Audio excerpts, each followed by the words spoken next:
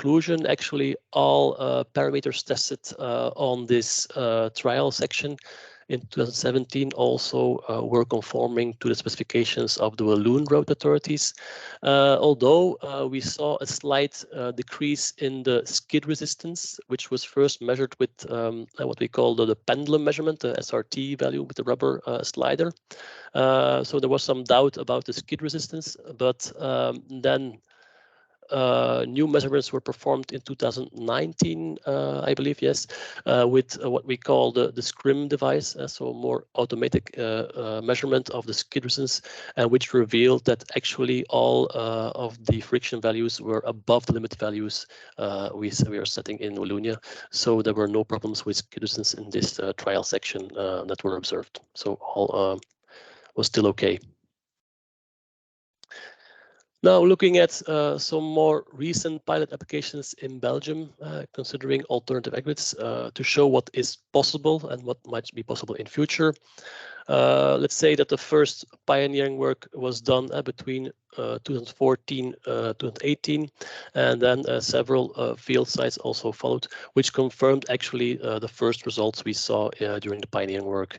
One example is the so-called project of the circular road in Veurne, west of Flanders, which was executed by the road contractor the Brabanderen, so in collaboration with the city of Veurne in the west of Flanders in 2018, where actually the existing road, it was an agricultural road in concrete, was entirely recycled into the new road structure over a length of 300 meters once again.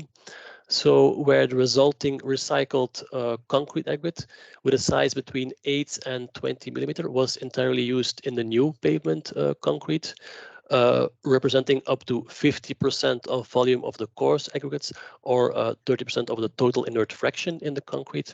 Whereas the crusher stand, which also arises from the breaking process, was used together with the old base layer in a new cemented base. So a total recycling of the roads in this case. And from the results obtained on site, for which you can see some examples here in this slide, we can see that all the requirements for the preliminary concrete study in Flanders for construction class B6 until B10 in this case, which we aimed at, were all satisfied with this concrete incorporating 50% of recycled concrete aggregates. And also furthermore, testing of the scaling on course taken from the pavement itself also revealed that the scaling value was below the limit value we set for this kind of low volume roads in Flanders, with a scaling below 3 kilograms per square meter of surface.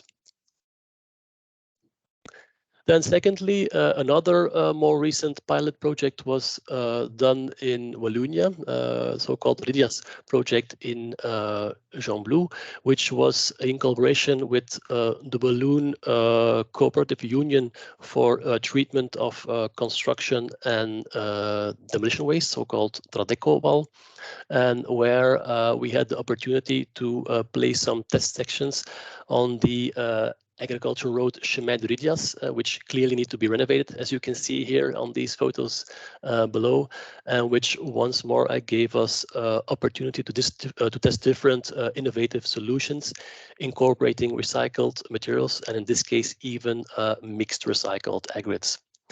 So the road was actually divided into 10 sections of 50 meters in length, where you can see the scheme over here, allowing to test 2 types of base materials below here, and 5 different concrete compositions. And 4 of the 5 concrete mixes contained mixed recycled aggregates. So 2 of them of the experimental mixes, so concrete 3A and B, were actually roller compacted concrete pavement mixes, which had 70 or even 65% of mixed recycled aggregates inert fraction, or in their coarse fraction, and they were covered afterwards with a surface dressing as a more practical low-cost solution, as you can see below. And on the other hand, concrete 2A and B were consisting of 18 centimeter thick jointed plain concrete pavements, where up to 25 or even 50% of mixed recycled aggregates were replaced, were put in place in the concrete mix. Now, the concrete mixes, certainly the percentage of replacement and the materials that were used were actually fixed in a really extensive laboratory study, which you can find details in one of our papers. But unfortunately, actually, different changes took place in the type of materials that were used eventually in the construction site, which had some consequences on the results. But in any case, we could see, for instance, that the required compressive strength, according to the balloon authorities, could be reached without problem with the different concrete mixes with recycled aggregates, and that the water absorption does stay limited until 25% of volume replacement by the mixed recycled aggregates. More surprisingly, however, was the fact that the reference concrete actually performed worst in this case. Just 5 minutes left. 5 minutes left. Okay, I will try to speed up. So the reference concrete was performing worse in this case, but actually this was due to the fact that the water content was too high with respect to the target value, giving rise to a too high water cement ratio. But when taking cores from the pavement itself, that are the results on the right here. Actually, we saw the difference was less pronounced between different mixes, though the water absorption tends to increase a bit with the amount of recycled content. So maybe skip to the conclusions. For now, we conclude that the use of mixed recycled aggregates in this pilot project did not alter the way of execution fundamentally, and allowed to obtain both satisfying performance for this low volume roads and also sustainable economic savings. But we have to take care of the water balance with these mixtures, also the variability when using recycled materials. And actually these sections are also assessed for their long time behavior using falling weight deflectometers and also GPR measurements in time. Ilya, we just lost your presentation. It's back again. We can carry on. You lost my presentation again? You can carry on. It's back again. Thank you. I was back again. Well, that's maybe the bad connection here in Belgium. Maybe a final trial section we did was using, once again, crushed stainless steel slags from the company Orbix to design a highway concrete mix. It was actually with the plan to maybe use it in the large infrastructure works around the city of Antwerp, the so-called Oosterweel works. Maybe some of you heard of it already. So in this case, first a lab study was done to optimize the mix in the lab. And finally, based on the lab study, a certain mix was chosen, mix 1, which had up to 67% of these crushed stainless steel slags in the concrete mix. And then this mix was actually put in place in a field trial with CRCP concrete, as you can see here, where also a whole follow-up was done of the performance parameters in terms of noise with CPX, skid resistance once more, evenness, but also coring from the pavement itself to compare the results with the specifications. And overall, once again, all results were conforming to the limit values for a certain construction class in Flanders, which we aimed at, construction class B1 for highways, except, and this was a bit unexpected, for the freeze-thaw resistance, which came out a bit too low with a too high value for the scaling. So for the moment, we are looking how we can optimize these mixes, doing some more experiments in the lab in future. And if this turns out to be positive, maybe we could still use these crushed stainless steel slags on our roads in Flanders in the future. So about this future, the future will have to point out also to what extent we could also try to use the finer and sand fractions of recycled aggregates into concrete by optimizing crushing techniques or treatment processes, and maybe going somewhat further to the future, but also leaving the perspective of recycled aggregates is to use really alternative cements and binders based on other waste materials, such as geopolymers and hybrid cements, for which we have also some projects running for the moment in Belgium. But the problem remains to put this so-called circular concrete into more daily practice by bridging the gap between research and practice. And for this, it's more non-technical issue sometimes. The so-called circular concrete agreement project was started in Flanders in 2021 and is still running up to now. And if I have some time left, maybe just show quickly some most recent project and test sites regarding alternative cements and aggregates. First of all, the monocrete project with a test site with 50% recycled aggregates, and also an alternative cement was used very recently, as you can see here. And secondly, application of recycled crusher sand, as we call it, in pavement concrete. Here, actually, the first collective research and pilot projects are only starting now in Belgium, so to be continued, I would say. So, but to conclude, I think we can say that indeed alternative recycled or other artificial aggregates can indeed contribute to the circular economy, which was also shown by different test cases and laboratory studies in Belgium in the past and also more recently. And they even show that we could go somewhat further in replacement rate, going up to 50% replacement maybe, also in type of application, going to bicycle lanes, low volume roads, or even the type of aggregates going to crushed stainless steel slags, or even the crusher sand, who knows in the future. But it still remains now the problem of putting all this into daily practice by convincing all the stakeholders and maybe adapting also our specifications in future. So with this, I'd like to end. Thank my co-workers, Sylvie Smets and Audrey van der Wiele.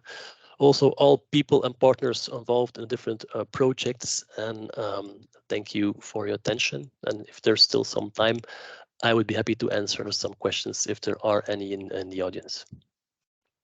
Ilya, thanks very much. Could we have a round of applause for Ilya? Yeah, and sorry for the technical issues. I'm not sure what was happening. No problem. Any particular questions? One, Edwin? There is one online, but I mean, maybe it can be answered from Riaz. If you maybe just look at the chat there, there is a question there as well. Yeah, I just got one question. You talk about a high quality crusher sand, recycle. What do you exactly mean by, is it a washed sand? Yeah. To get the recycled? It's actually the sand that also is produced during production of the recycled concrete aggregates with a high quality. So during the breaking and sieving process, and in the end they're also washed to reduce the fines content. So it's actually also a quite high quality recycled sand, which could be prone to be used also in concrete, because it comes from the process of producing high quality aggregate. So the sand would probably also be quite high quality, although it's not round sand, but a more broken sand. So for slip form paving, there could be some issues, but we're trying to investigate it actually now, how we can apply this also in pavement quality concrete. First alone the sand, and then ideally we would combine and recycled sand and recycled concrete aggregate both in one concrete mix. But that's for the future, I would say. Thanks, Ilya. Mike, if you could answer the one in the chat, if you could maybe just respond, unless you can do it. With regards to recycled, you had some limits on water absorption. What can you do in practice if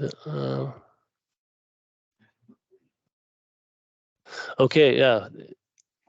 What the question is, what can you do in practice if you want to use also recycled concrete, which is not obeying the specifications for high quality?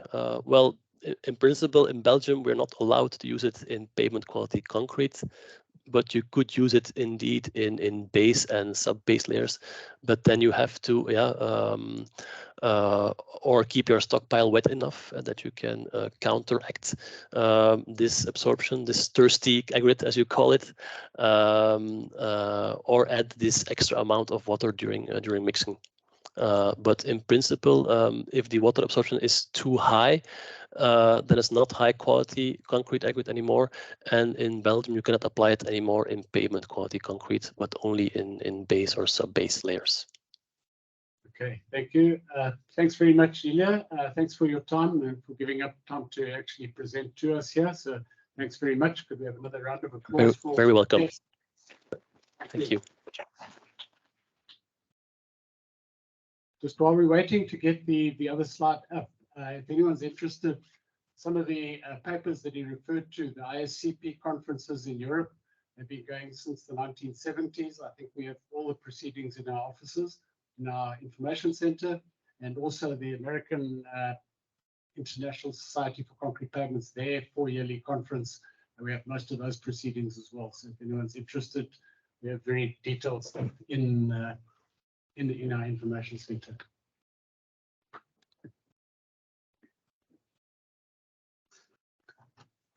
Okay, that's the next one. Okay, if I can introduce the next speaker, it's going to be a tag team between Tara Cavallin, who's with the been very involved with the North Carolina Department of Transport, working on advancing concrete pavement technologies and solutions, and together with Mark Snyder, who's the president and manager of Pavement Engineering and Research Consultants, a very good friend of mine. He's currently a board member and also a past president of the International Society for Concrete Pavements. So great to have you both on board, Mark and Tara. So I think all good. If you're ready to go, please go ahead.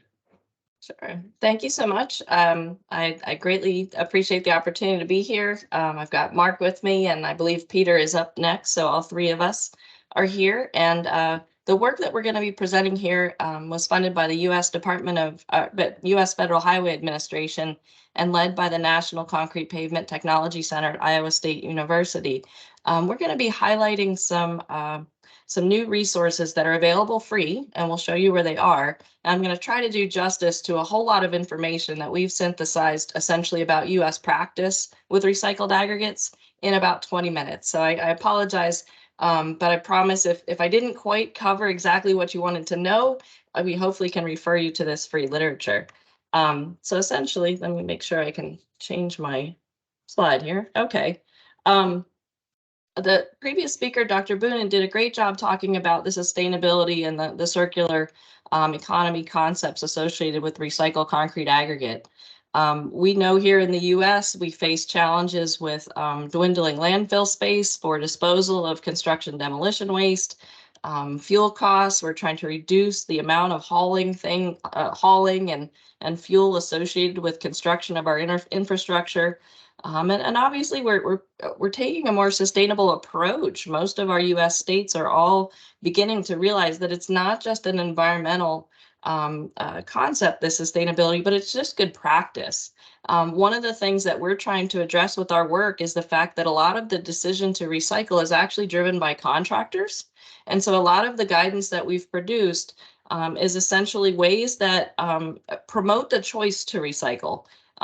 We found that essentially use of RCA can reduce your project cost and schedule, and especially in unbound applications, use of the RCA in the base can actually potentially improve your pavement performance. We do know that essentially RCA is a little bit different than your virgin aggregates. This table kind of summarizes a few of the key properties, and a lot of our guidance really emphasizes that you've got to know what you're working with based on your source material, the quality of that concrete, the production that you set up, your crushing operations, the phasing of your project. Understanding that RCA and the potential variability is key. And really what's driving some of the performance changes are going to be your absorption and your specific gravity here. Your LA abrasion value of RCA is a little bit higher as well. But if you can understand your RCA, regardless of whether it's a high quality or a lower quality, you can usually find an application for it. Here in the US, we produce a lot of RCA. This is sort of some 2018 numbers. You can see that about a little over 3/4 of it essentially is already beneficially reused by estimates of our Environmental Protection Association, but we do have a lot of it that is disposed of in landfills. And this sort of drove the Federal Highway's decision to fund a lot of these products that Mark and I helped create with Peter and the rest of the team. We do use it in a number of different applications. Dr. Boonen talked about a few, starting from the bottom up, whether it's fill material, filter material, drainage layer, subbase, aggregate shoulders. We do use some RCA in our asphalt pavement as well as in our concrete pavement. The guidance we prepared was published in 2018. There's a link here. It is free. And essentially, we spent a few years surveying current US practice and sort of synthesizing the knowledge gained and the experience gained through a variety of field applications. We talked to contractors, we talked to state agencies, and essentially this is the product. I'm going to run over a few things, but it is 92 pages, and I'm hoping that perhaps folks might be interested in taking a look to get the information I'm not going to have time to go over. We also realized that as things evolve and the interest in RCA is increasing, one of the key needs of stakeholders was guidance on characterization of that RCA. Dr. Boonen did a great job of talking about sort of understanding how it's going to perform, that specific RCA that you've produced, and then sort of understanding what the impacts of those characteristics are on the finished product. This particular tech brief is just about to be published by Federal Highway. I don't have a link for it yet, but in addition to giving you some common characteristics of RCA and a few other construction byproducts, this guidance actually gives you a protocol for characterizing the byproducts for reuse in different applications. We talk about testing that's recommended, at least our US-based test, but probably could be translated into international approaches for both qualification of the material, pre-construction, and construction phase testing. And we look at it as sort of, here's what you should do with the RCA, as well as here's what you need to do with the product produced with the RCA. And we also talk about other design and construction considerations and things to protect the environment. Our unbound bases and backfill, we did a survey, a practitioner survey back in maybe 2016 as part of this, and it is still the most common use for RCA in the US. Of our states that actually responded, most of them are essentially using most of their RCA in unbound base. And a lot of folks, talking to contractors, it works well. You get some secondary cementing action out of some of the unhydrated cement particles in, and if you get that base in there real well, it can actually outperform virgin aggregates. The other benefits of that use is that essentially you can use some lower quality RCA, and you do have a little less risk associated with having some extra contaminants in there. The picture that is in here is essentially an on-grade recycling system. And as you can see, we're not hauling that RCA very far. We're producing it on site, saving time, cost, and also the impacts of both fuel use and traffic. In our unbound base applications, our guidance talks about performance concerns. What do you need to understand about how that will perform from both a structural and a drainage consideration? And we do talk you through essentially the qualification testing that we recommend, your general properties, your gradation, and your other tests that are associated with performance in the unbound application. We talk about the design and construction considerations. We talk a little bit about the impacts of phasing on your project. Will you even have RCA available at the time that you need it on your project? We also talk about how that impacts your pavement design as well as your environmental considerations. If you kind of go up sort of the hierarchy of types of uses, we also have a chapter dedicated to use of RCA and unbound aggregate shoulders.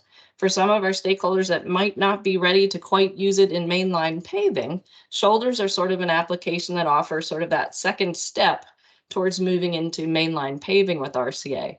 We talk about things that you might want to consider about abrasion of the particles and controlling your moisture and density while you're actually constructing your unbound aggregate shoulders, as well as as again, the qualification testing that gets you the performance that you desire. One of the things that is a concern in the US is some of the negative impacts that might occur, particularly early in use of unbound RCA applications. And that might be sort of your leaching of your heavy metal components and potentially the formation of tufa and a high pH runoff. Once you put that RCA in a bound application, like a cement stabilized or a lean concrete subbase, you end up essentially mitigating those concerns.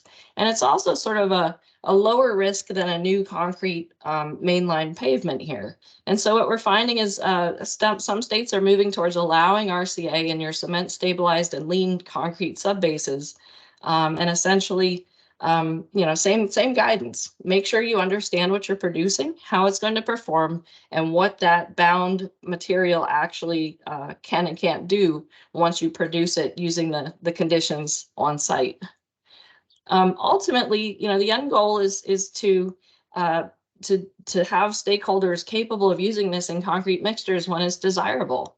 And we have plenty of evidence out there. Concrete pavements with RCA have been used since the 1940s.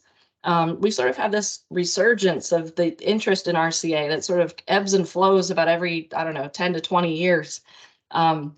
And so part of what we looked at is the performance of some of these historical projects over time, and many of them are doing fine, right? And some of the guidance is, if you're concerned about it in your wearing surface, two-lift pavements are a great application. That is not as common practice in the US as it might be in other places, but we're encouraging stakeholders to take a look at it for some of the lower portions of those.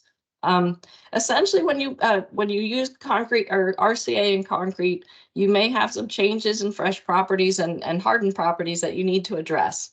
The guidance that we produce spends a lot of time addressing these. I know that our previous speaker went over some of the workability issues.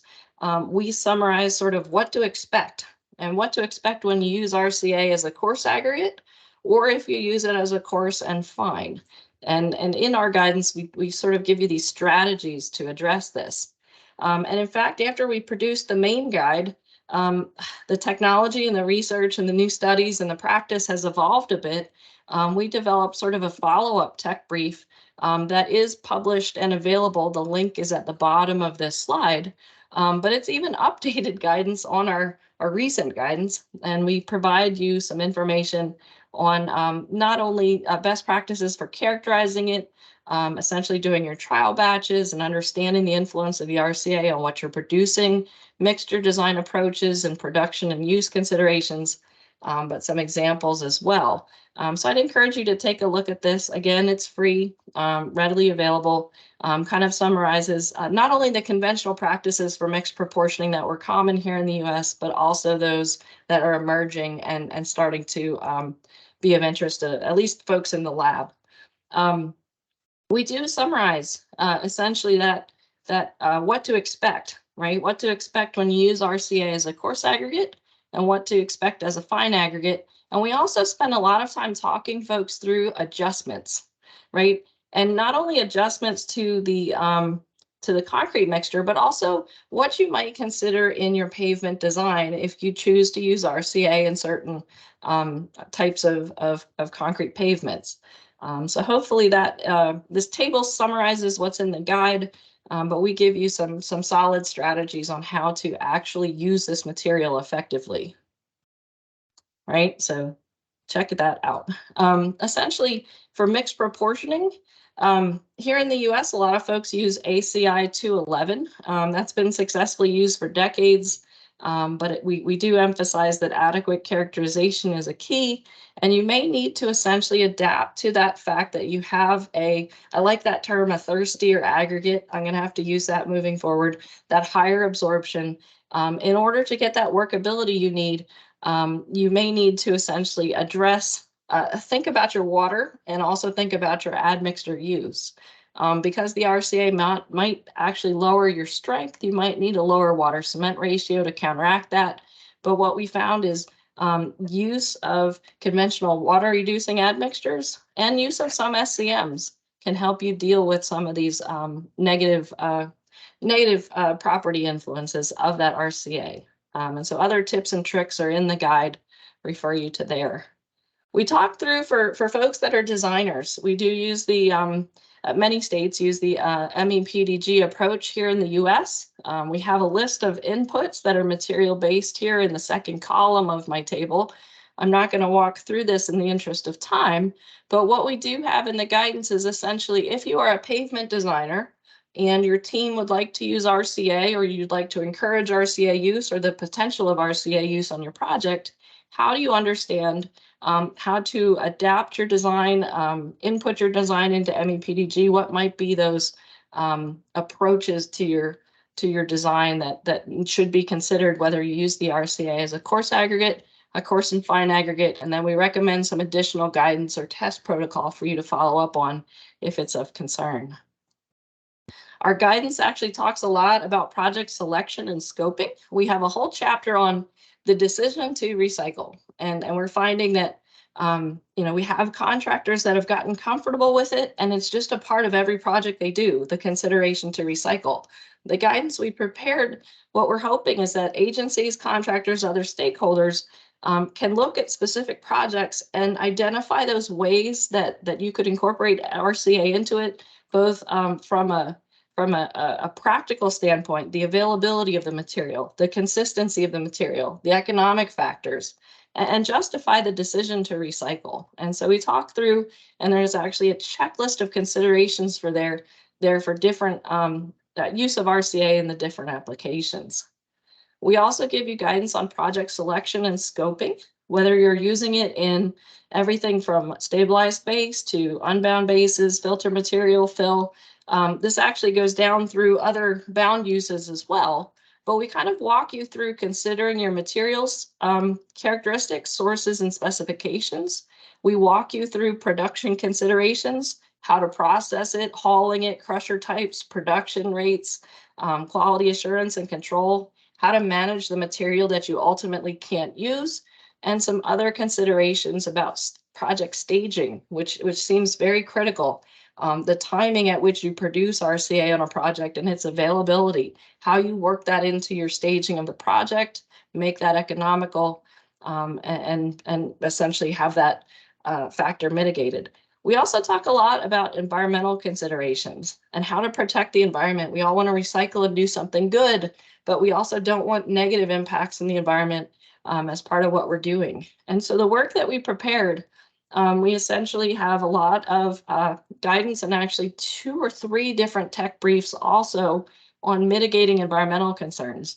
We sort of talk through the legal and regulatory considerations here in the US, and we actually focus on what to do during project planning and design to mitigate air quality, water quality, community impacts of producing and using that RCA, and then also during construction, a lot of guidance on stockpile and site management, water quality, runoff, air quality, and so that guidance is also in these publications and the corresponding tech briefs as well. These resources are all available at the website of the National Concrete Pavement Technology Center. There's sort of a dedicated homepage for concrete recycling that's shown here. If you look, it's just cptechcenter.org concrete-recycling. I invite you to check it out. There's also a number of other resources that, in addition to the ones that I've introduced, but they're all available for you to take a look at and use.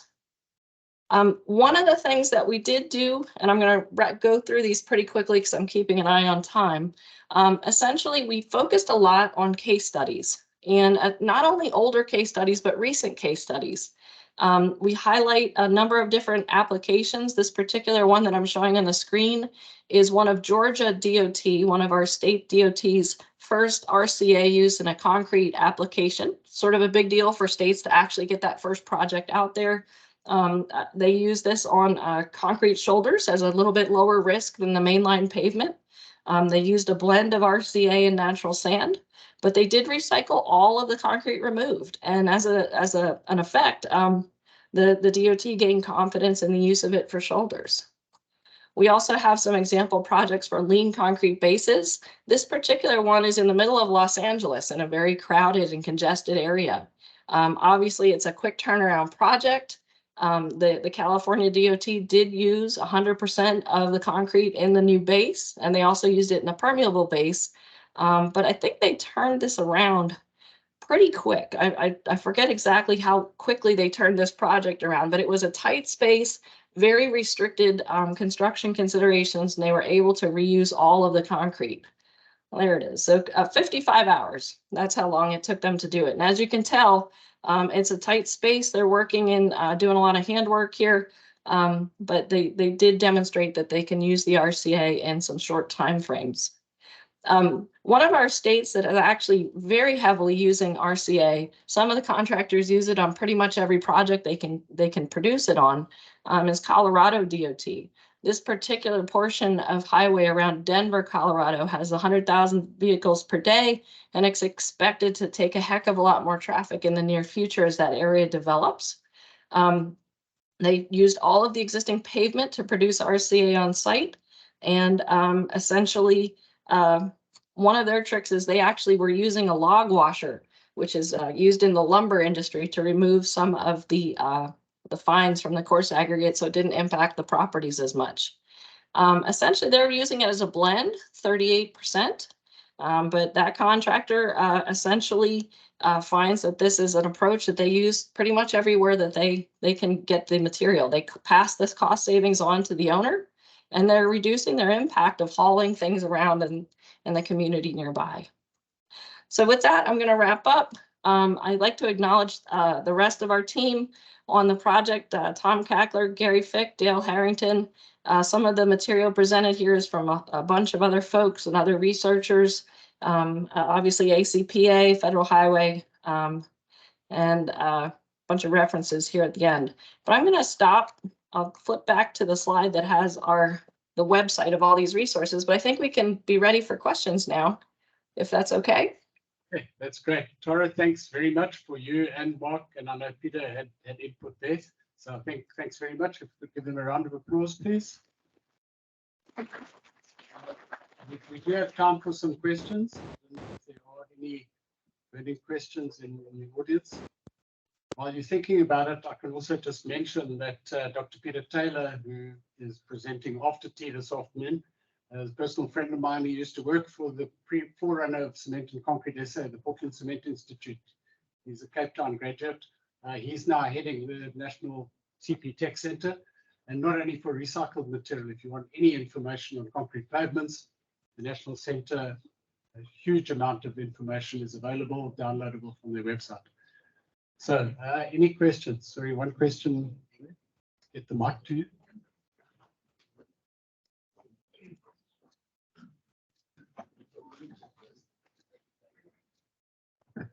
Sorry, to ask a question, I'm Roger Dixon from South Africa.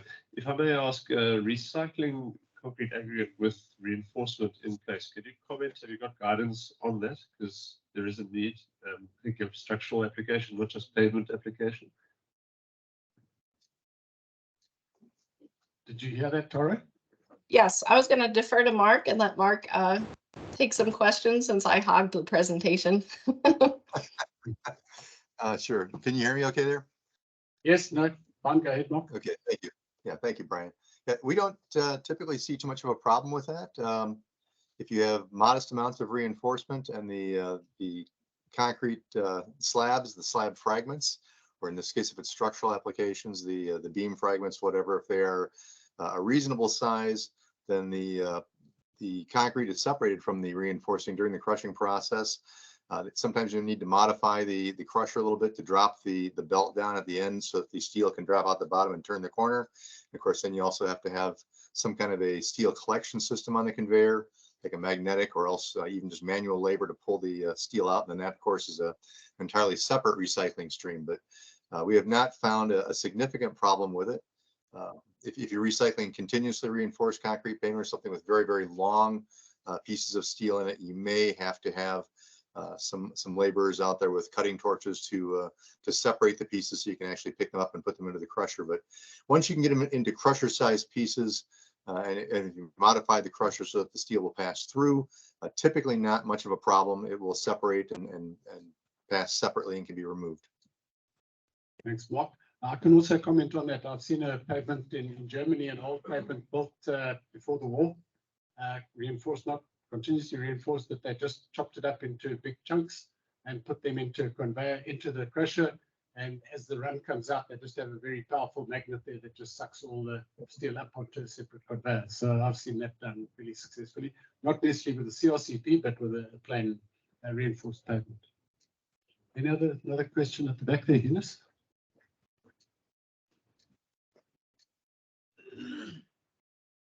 Thank you. This is Eunice Ballum. One of the problems with recycled aggregate has been variability in quality. To what extent has this been a barrier to uptake of the use of recycled aggregate? I don't think it's been a tremendous barrier. Again, it comes down to the things that Ilya and Tara are both talking about, characterizing the material before you use it so that you understand what the physical and mechanical characteristics are. There's probably a little bit of fear and trepidation, I suppose, on first-time users, but once you have a good handle on what that variability is, and perhaps you do some remediation or beneficiation of the material. For example, if the variability in quality is due to during the removal process that they picked up foundation materials, contaminants from the foundation, then those can be washed out before it's used. If you can eliminate as much of that as possible, obviously then everyone has a better day when they're actually constructing with it. But it's not something that's a stopper, let's say. Okay, it's something that needs to be addressed, needs to be characterized, but it's not a stopper.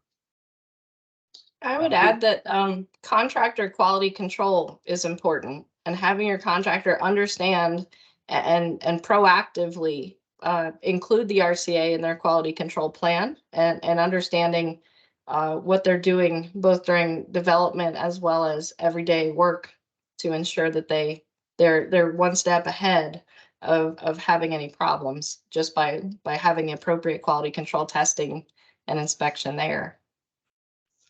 If I can add, maybe I'm incorrect there, that in a lot of the cases that have been published here, they're actually recycling pavement concrete. So you already know that it's a reasonably good quality. It was probably built, so we're not talking of structures here necessarily, but rather pavement quality concrete, which was pretty good when it was put down. So the chances of having too many quality problems. I don't know, Mark or Tara, if that's an issue. No, I would agree with what you said, Brian. Typically, the recycling streams that come from pavement, if the components of the pavement have already come from an approved process and they've already met specifications, then the properties of that concrete as it's crushed into recycled materials should also be of reasonably high quality. And the issues that tend to come up from the inclusion of other contaminants, like I mentioned, from digging a little deep, trying to clean everything off the foundation, everything off the subgrade. It's usually better to leave a little bit of that stuff behind and maintain the high quality of the material as it's being recycled, rather than trying to pick every single piece off the subgrade when they're retrieving the material. Okay, any other queries? If not, Mark, Tara, Peter, thanks very much. Thanks for your time. Brian, can I ask another question, or it's Elia here from Belgium? Yes, Elia, I also typed in the chat, but yeah, it's nice to see we have some experience in Belgium and US regarding recycling of concrete into new concrete, and we also both show it's really technically feasible to apply RCA in concrete.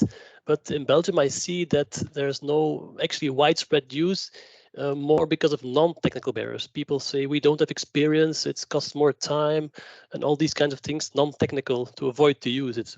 So how is your feeling, your experience in the US with these kind of limitations that are more non-technical to apply RCA on a more global scale, actually? Sure. You want to talk about barriers? That's the next session. Yeah. I don't mean concrete barriers, but barriers to implementation. So. Yeah, I was just going to say, one of the things that we tried to appeal to here in our literature to help overcome some of those barriers and get folks to approach this that might be hesitant is essentially justifying it through economic means and feasibility, and just essentially accelerating project schedule and making money. If contractors drive the decision to recycle, we're finding that it's more often performed, right? If they're finding it a cost-effective solution to not truck in virgin aggregate, lowers their landfill fees, they're producing it on site, they're lowering their impact and shortening time, getting that essentially buy-in from contractors to drive the recycling decision was sort of something that we tried to incorporate into all of these products to sort of encourage this. We found that from a performance standpoint, letting contractors use their expertise and talent, they can pass this cost savings on. They can get these environmental and sustainability benefits for agencies if it's something that they can account for the risk and essentially see their benefits in it for their end. So I hope that might address the question. Okay. No, thank you very much. I think the other thing too is baby steps. We've reached the end of our time.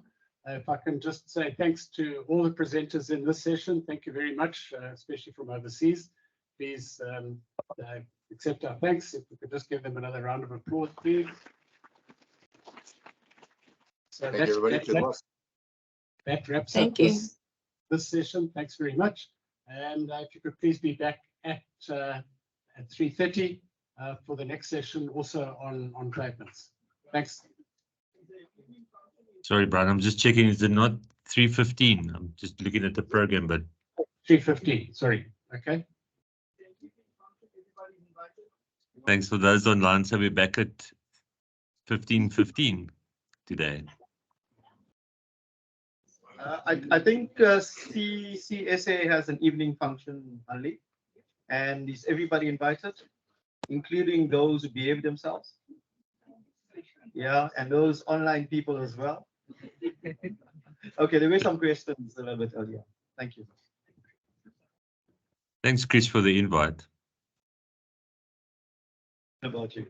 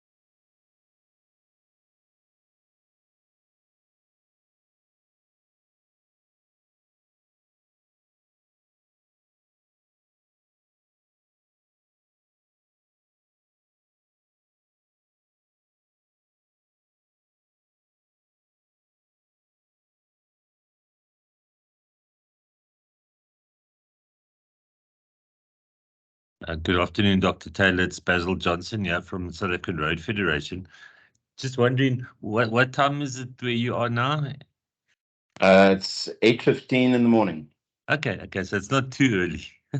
No, this is a great time. Yeah, just had time to grab a cup of coffee and settle down and listen to Tara's presentation. So yeah. Oh, that's great. You know, as a Road Federation, we started, well, since COVID, we've run all these virtual training courses.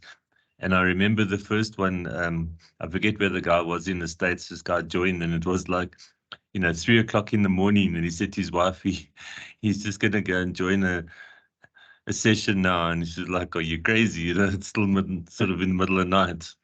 Yep. We have that with the International Society board meetings. We've got people from Australia to Los Angeles, and someone has to be up at 3 in the morning.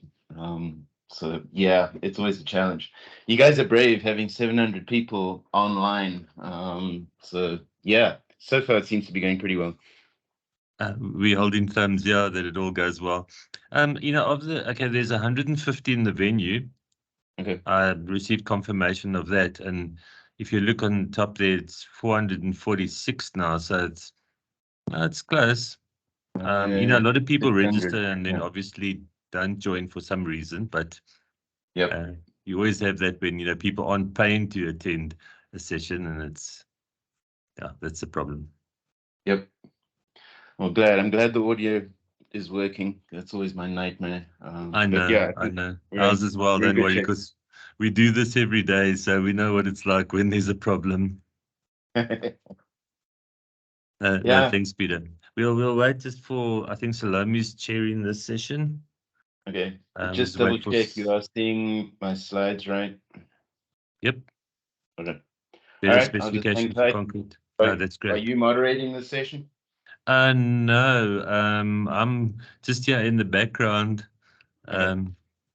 From the Road Federation point of view, from SAF side. Okay. So we're just making sure the online is all working okay, and that there's, if there are any questions or anything like that as well, to relay that to you. So that's my job for the 2 days. Great. Yeah, Thanks, kind of Peter. sorry I can't be there. Next November I'm coming back. Oh, okay. That sounds good, yeah.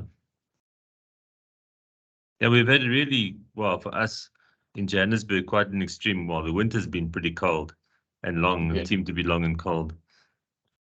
But it seems to be warming up a bit again. So looking forward to the summer. Yeah, we're on the opposite track. It's Sure. cooling down, getting depressing. No, sure. Okay, we'll just wait for Salome to come on board, and then we're ready to go. Okay, good. Thanks. Thanks, Peter.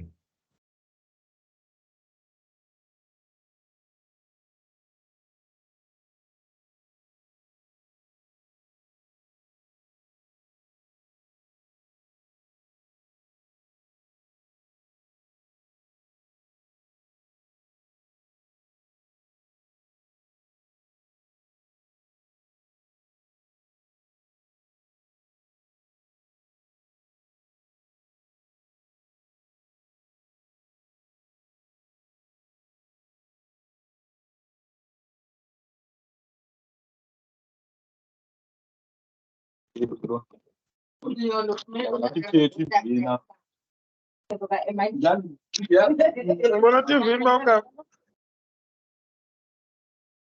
just ask you guys to just mute. At least I can mute you, but if you do, it'll be quicker. Thanks, everyone. You can just keep your mics muted. It makes it a lot easier, and especially your cameras as well, or your videos.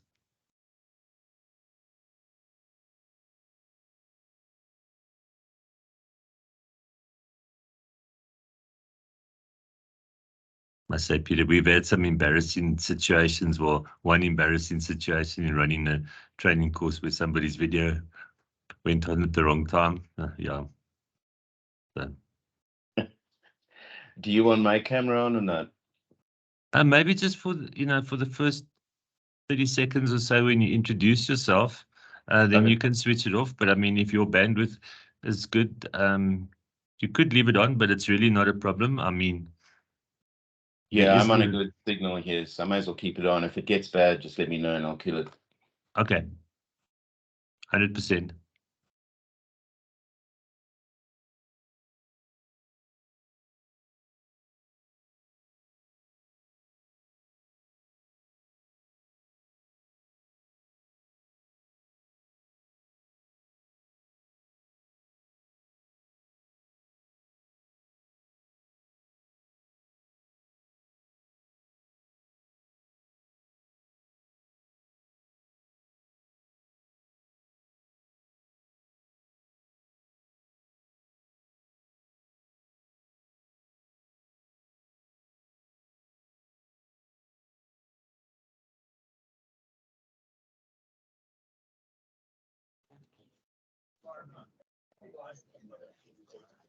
Hi, Basil. Are we good to go?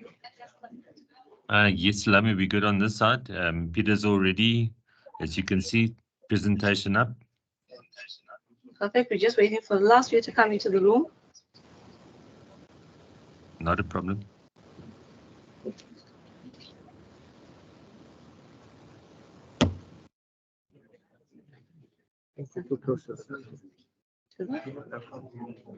Is it, can you go get the other microphone? Thank you all and welcome, ladies and gentlemen, to the second part of the pavement focus area. Before we get started, please allow me to thank Mr. Brian Perry.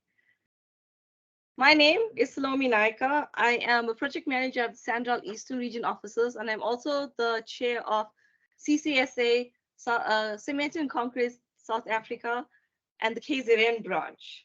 And it's so promising to see that so many of our youngsters are participating in continuing the legacy of Cement and Concrete South Africa. Please give us all a round of applause.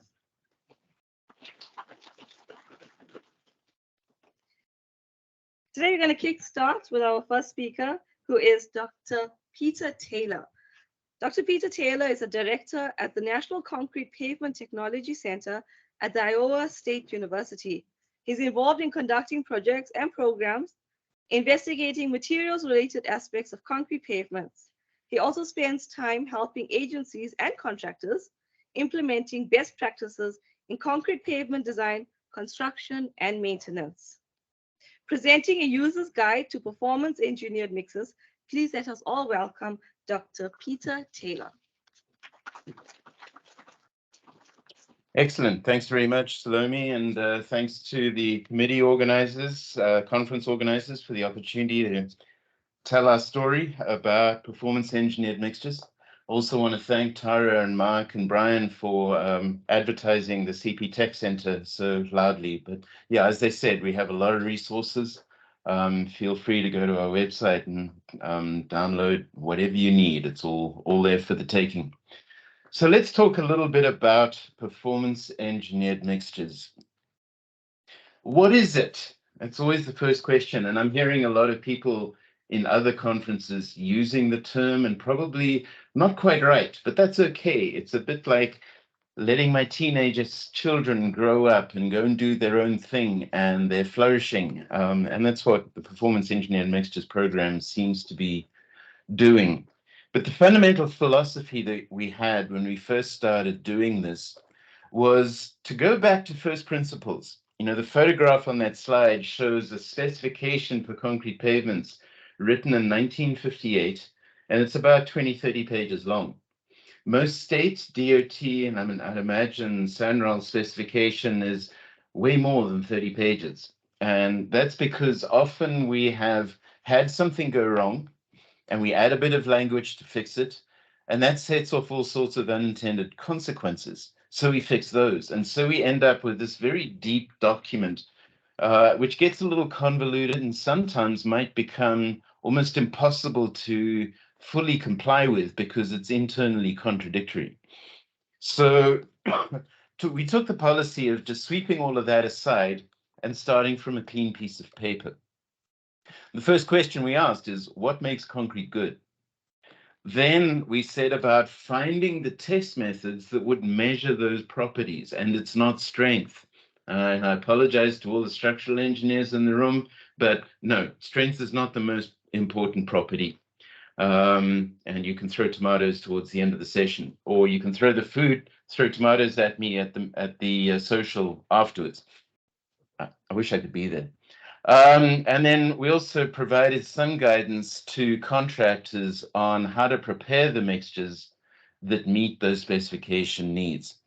So the fundamental message behind all of this is we ask for what we need and no more, because again, often we see in specifications, because engineers are conservative, and if one thing is good, we'll ask for two, and that may not be necessarily conservative, and it may not be sustainable as we go forward. So why have we bothered with all of this change? We've been building fabulous concrete pavements for 40, 50 years. If we've got pavements in Iowa that are more than 100 years old and still in use.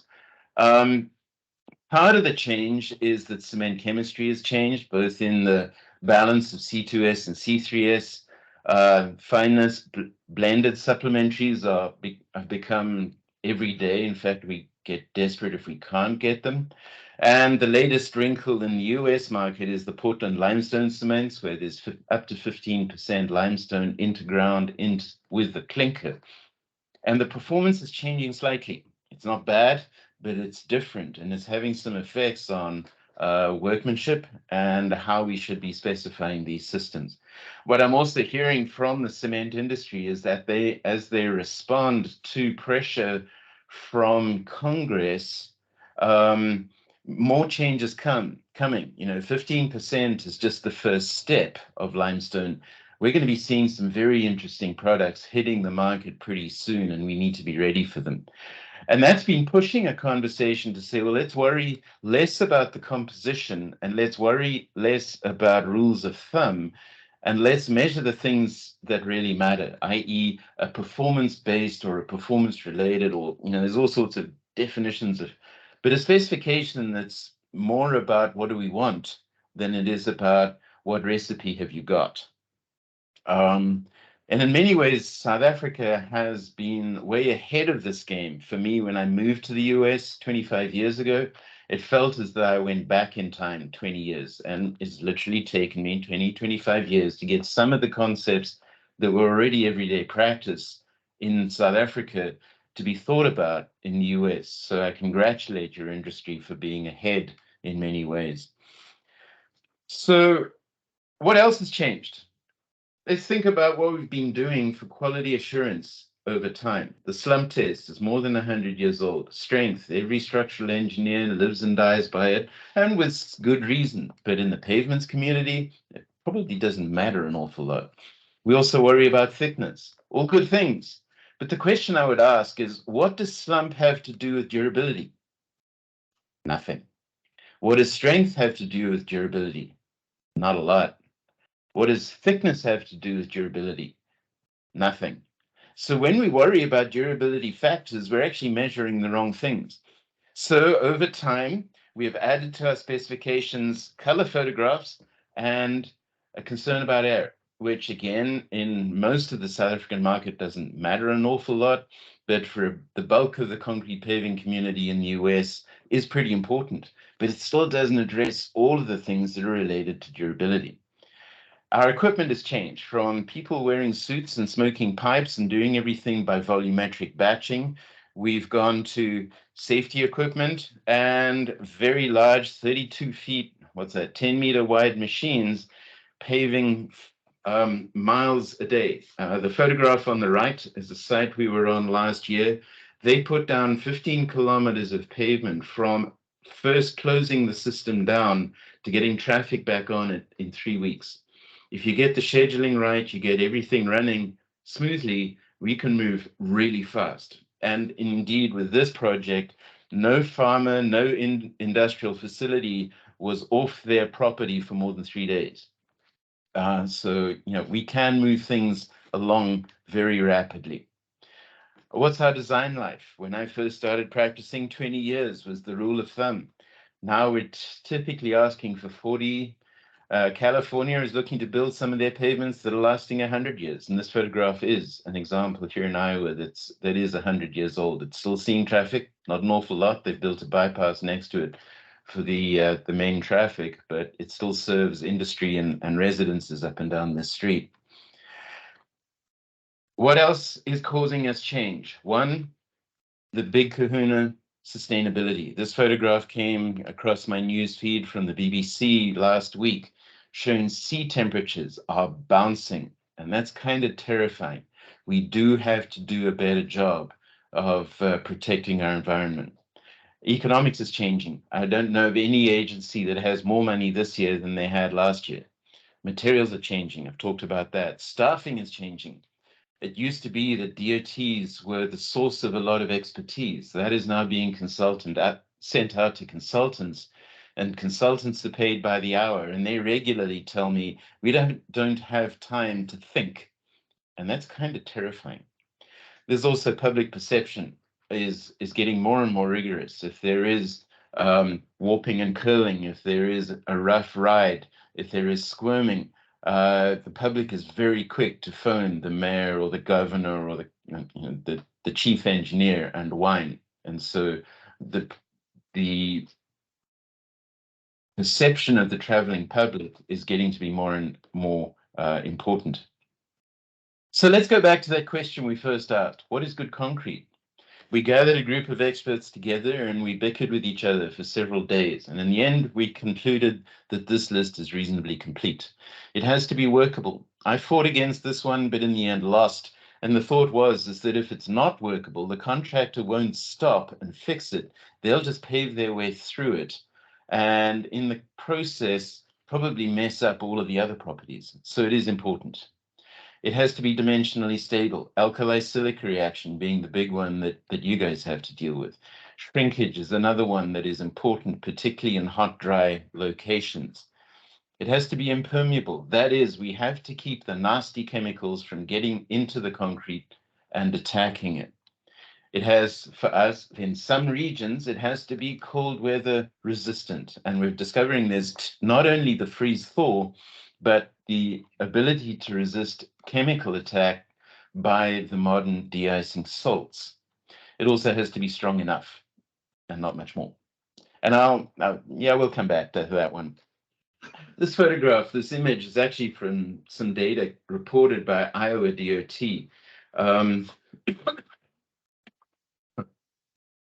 The red dots are the air content, and those have been steadily climbing since the 1940s. The blue crosses were the rapid chloride permeability.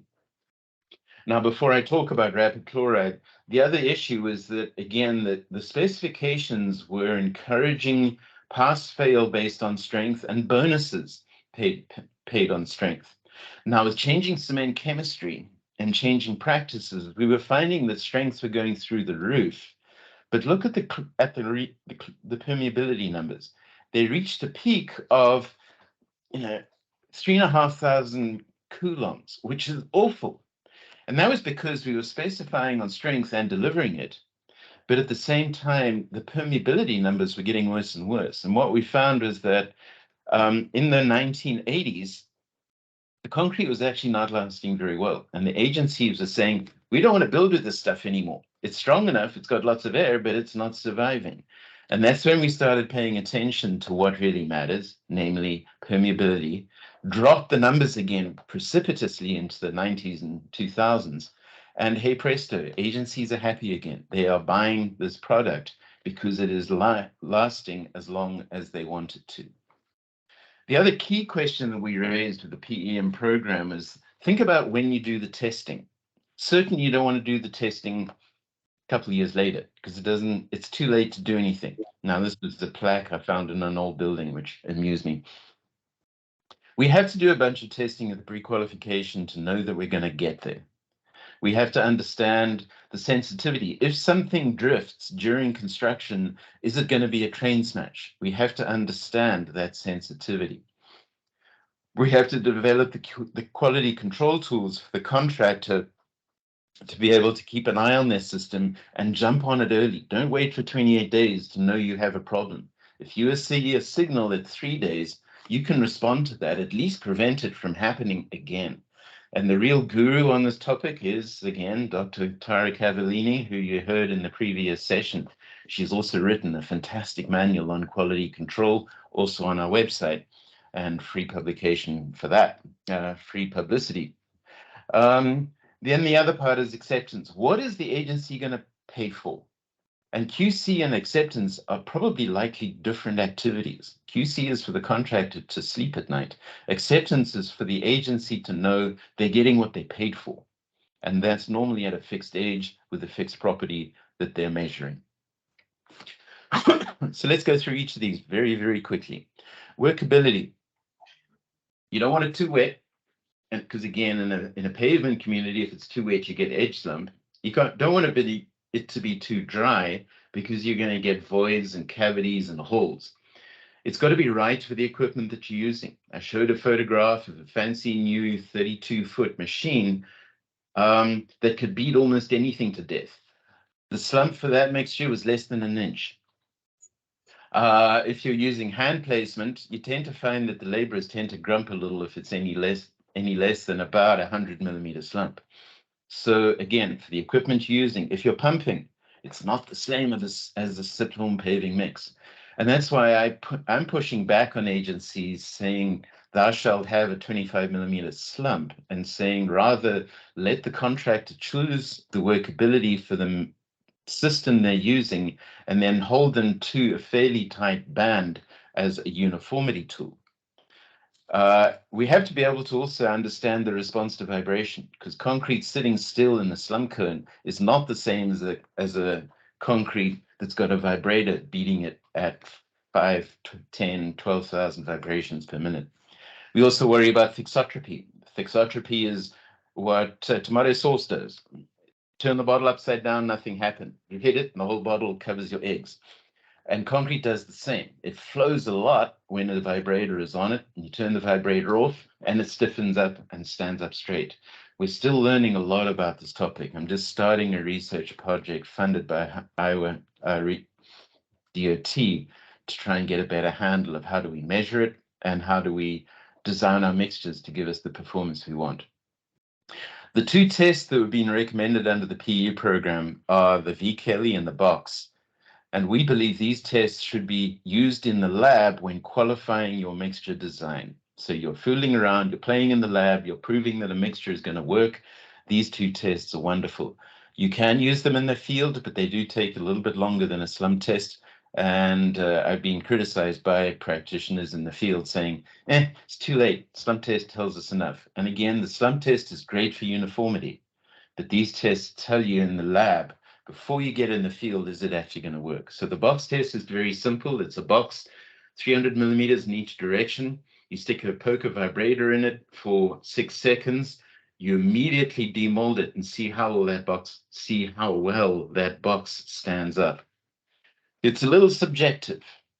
The V. Kelly test is one that I've developed. It's based on the old Kelly ball test from the 1950s, and we've coupled it to a vibrator running at 5,000 VPN.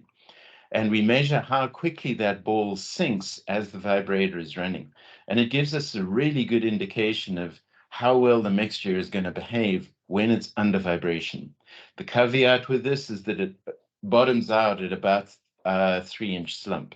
So any mixture that is wetter than that, it doesn't work. I'm also just starting a new research project to figure out how we can modify this test to work with structural concrete, bridge deck concrete, anything with a real structural grade slump.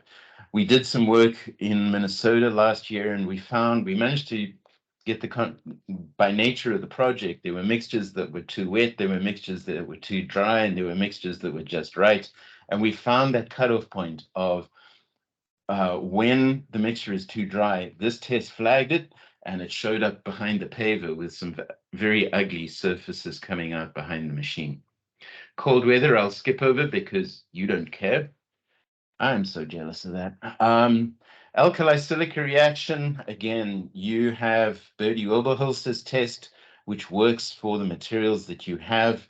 There's a lot of work still going on here in the US because we've got a broader range of materials, and the mortar bar test doesn't necessarily flag them all too well. We also have an interesting thing happening here in the Midwest of decracking, which is porous limestone aggregates absorb water, don't give them back out, and go through freeze-thaw cycling.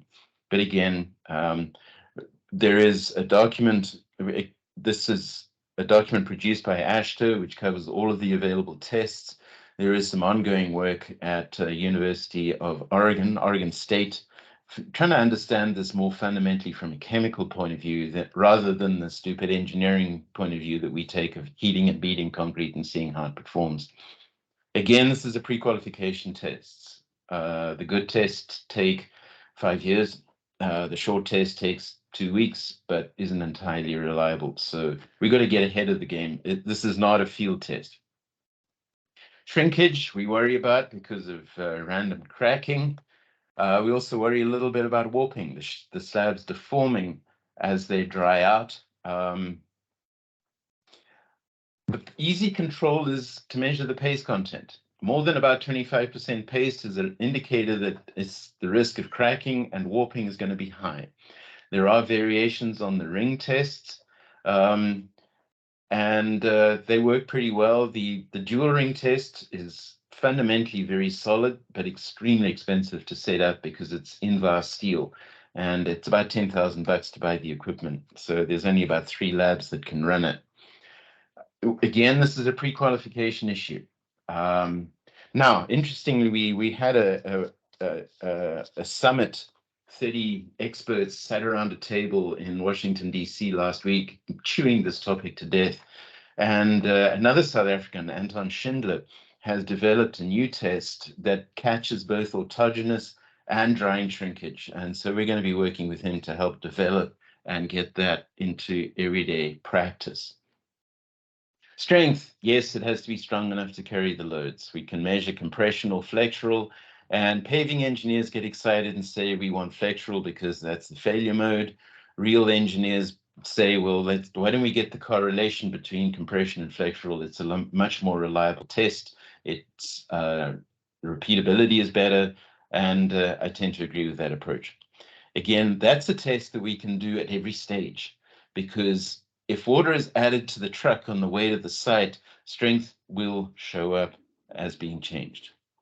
And then we lead to the big one, transport. We worry about it because chemical attack is real in all sorts of forms. The best way to measure it, we believe, is with resistivity. And again, this is a test that happens at every stage.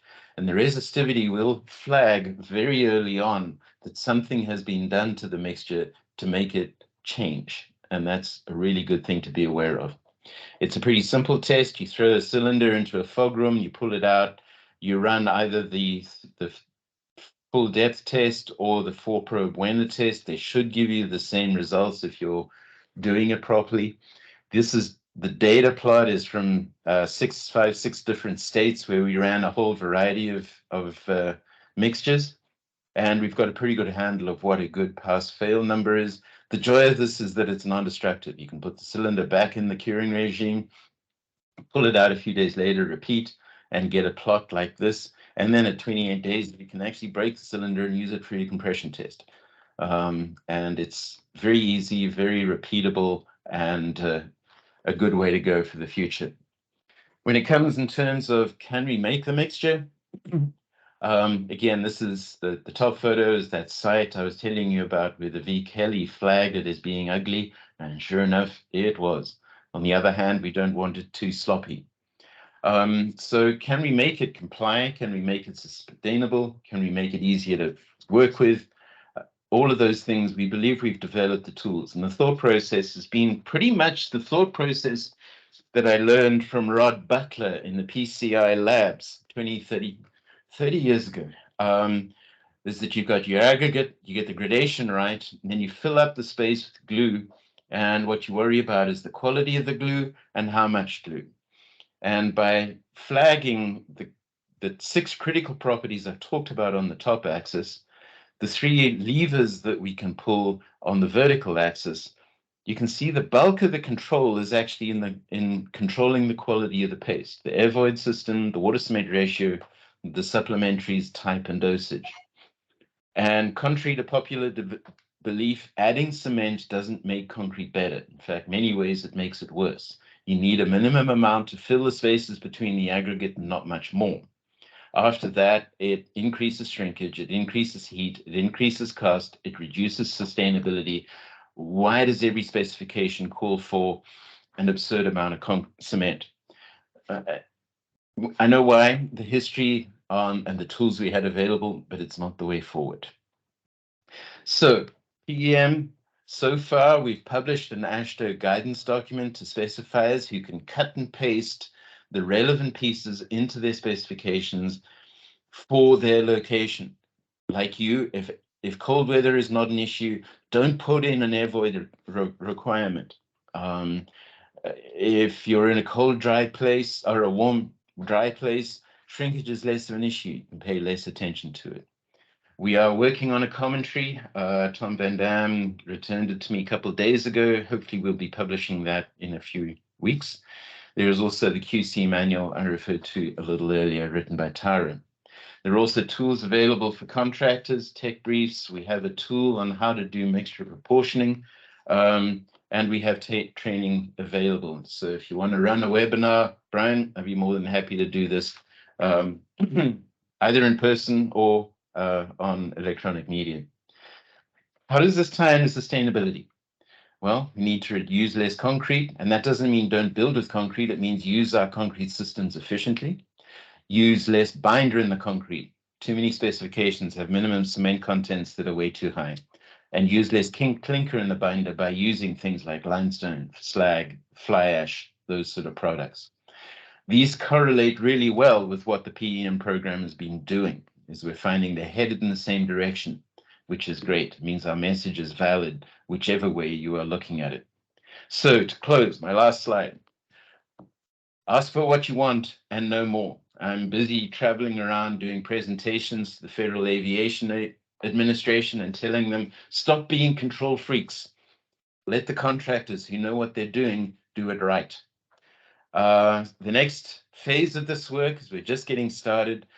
PEM program ends when the truck leaves the batch plant. What happens after that? How can a contractor screw it up on the way past?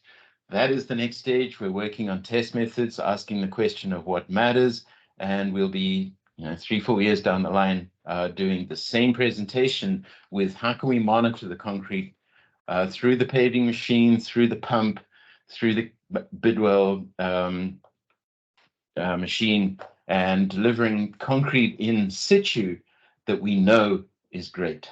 And with that, I'm done, hopefully on time. Okay, thank you. Thank you, Dr. Taylor. Are there any questions?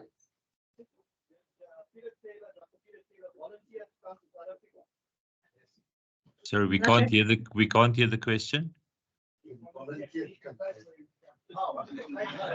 Any questions? Anyone? I will do just now. So we've got Edwin Kruger here with a question. This is the question for pavement engineers.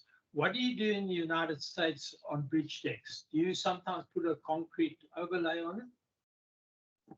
Yeah. A lot of our decks are a concrete surface. The real challenge with decks is controlling cracking, because you've got the combination of a structural system with very high hogging stresses combined with relatively thin systems that are often exposed to extremes of weather. Also, it's got the temperature variations top and bottom. So cracking is a real issue, and that's a hot topic right at the moment. But yeah, concrete bridge decks are very common. In other words, are you saying it's an overlay on the actual bridge deck? Yes. Yeah. Okay. Thank you. Thank you. Are there any other questions? Salani, there are. Peter, if you maybe just look in the chat, there's 2 questions.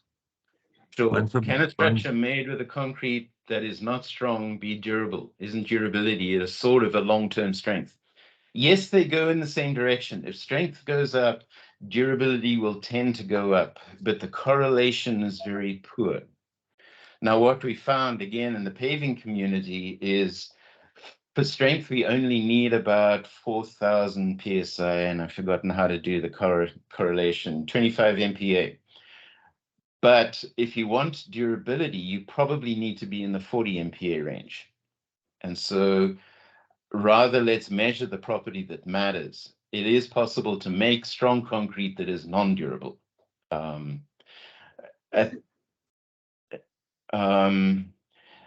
The second question, there are some in the community who claim that over-vibrating fresh concrete is not really severe. I would strongly disagree with that. And that's the third research project. I'm just getting started. But we have published a paper in the ACI journal a couple of years ago, clearly indicating that over-vibration will tend to move water to the surface or to the forms. And if you've got a system that's prone to bleeding, that's why you're getting honeycombing at the edges of the forms. It also tends to move air to the surface, although that one we're still trying to get a handle of the issue. It will also significantly increase the risk of segregation, where all the aggregate settles down to the bottom and the top surface is just mortar. That's particularly an issue in airfield communities, where if you're building a 600 millimeter slab and the top 50 millimeters is mortar, that's not durable. So yeah, again, we're working on that, but we're pushing pretty hard that you need to be limiting your vibration to about 6,000 to 8,000 VPM, because anything above that is abuse. Thank you so much. Just to repeat Krishna's question, it was, are you volunteering to come to South Africa? Anytime you pay for it, I'll be there. And we get a thumbs up from the audience. You'll have to take a collection there, Salami. Ladies and gentlemen, please put our hands together for Dr. Peter Taylor. Thanks, everyone. Thank you. Our next speaker is a pavement and materials engineer with 29 years of experience in the industry. He joined BVI Consulting Engineers in 2016, and he has been involved in numerous road design and construction projects for a large range of clients, primarily for Zambia. He has worked across Southern Africa with projects on major freeways and on rural roads, as well as on airports. He's also responsible for the design of the continuously reinforced concrete pavement for the N3 section between Hammersdale and Key Ridge. Let us all welcome John Hodgson.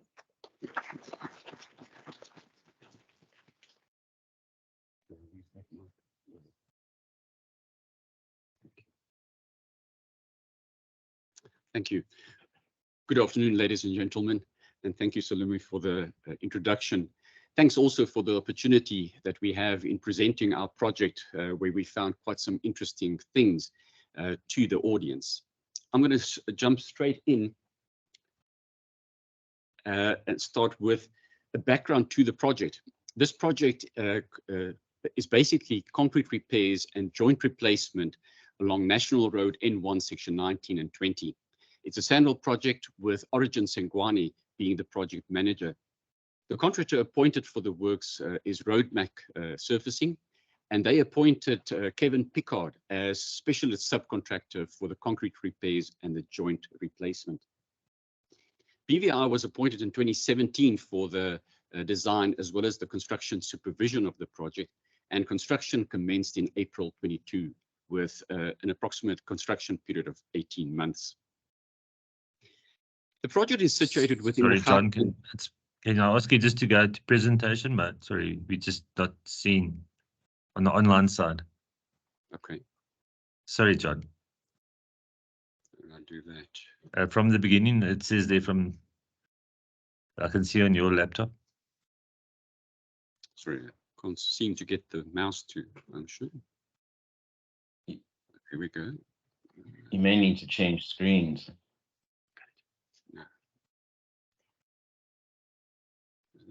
Otherwise, we can stay, but something's happening.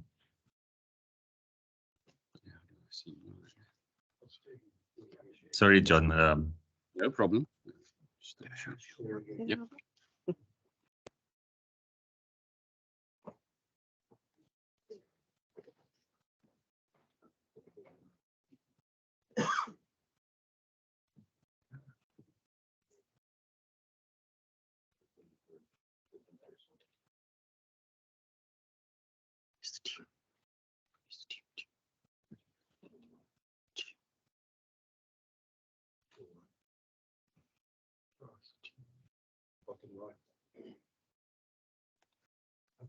Can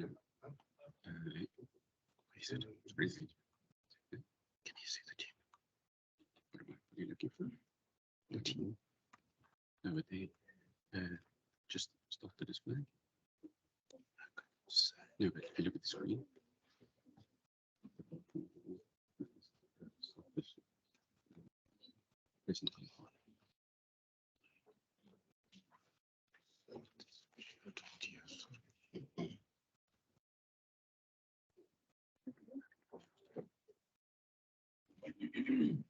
Chris, you can clap me later when you see me.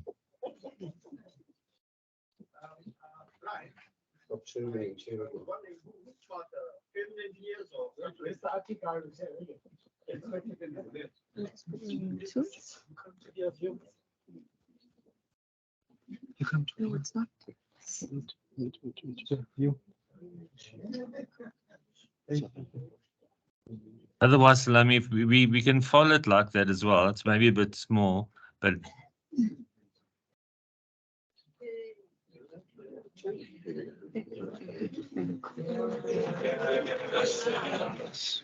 Presentation.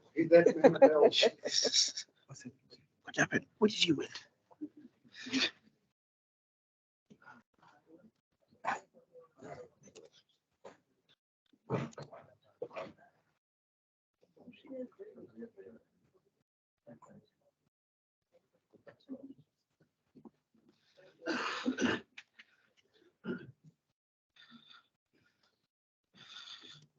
Salami, we had it there, but I mean it's fine. We'll still be able to follow it online.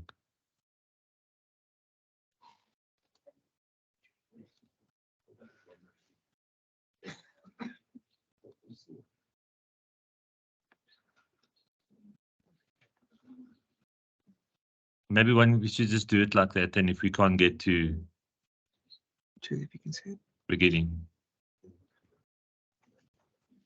As well, can you see it on your side?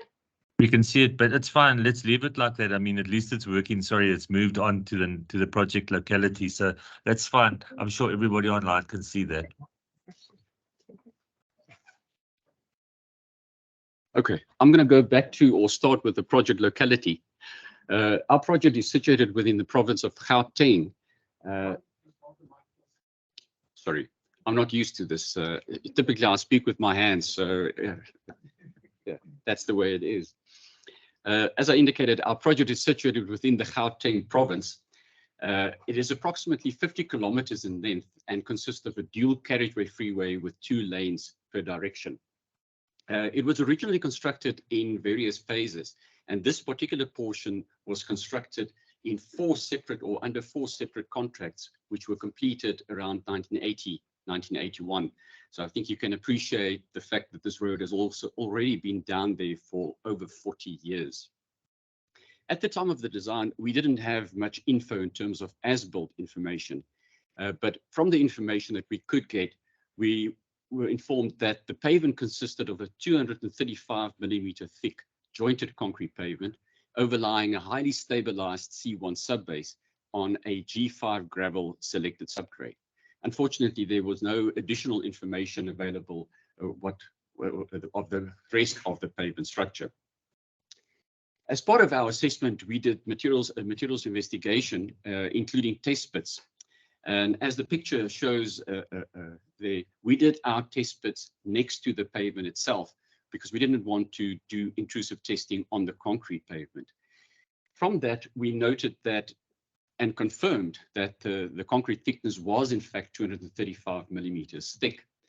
But we also found in some cases that that subbase was rock hard. It was almost like a concrete layer. And somebody joked, if you hit it with a hammer, it pinged.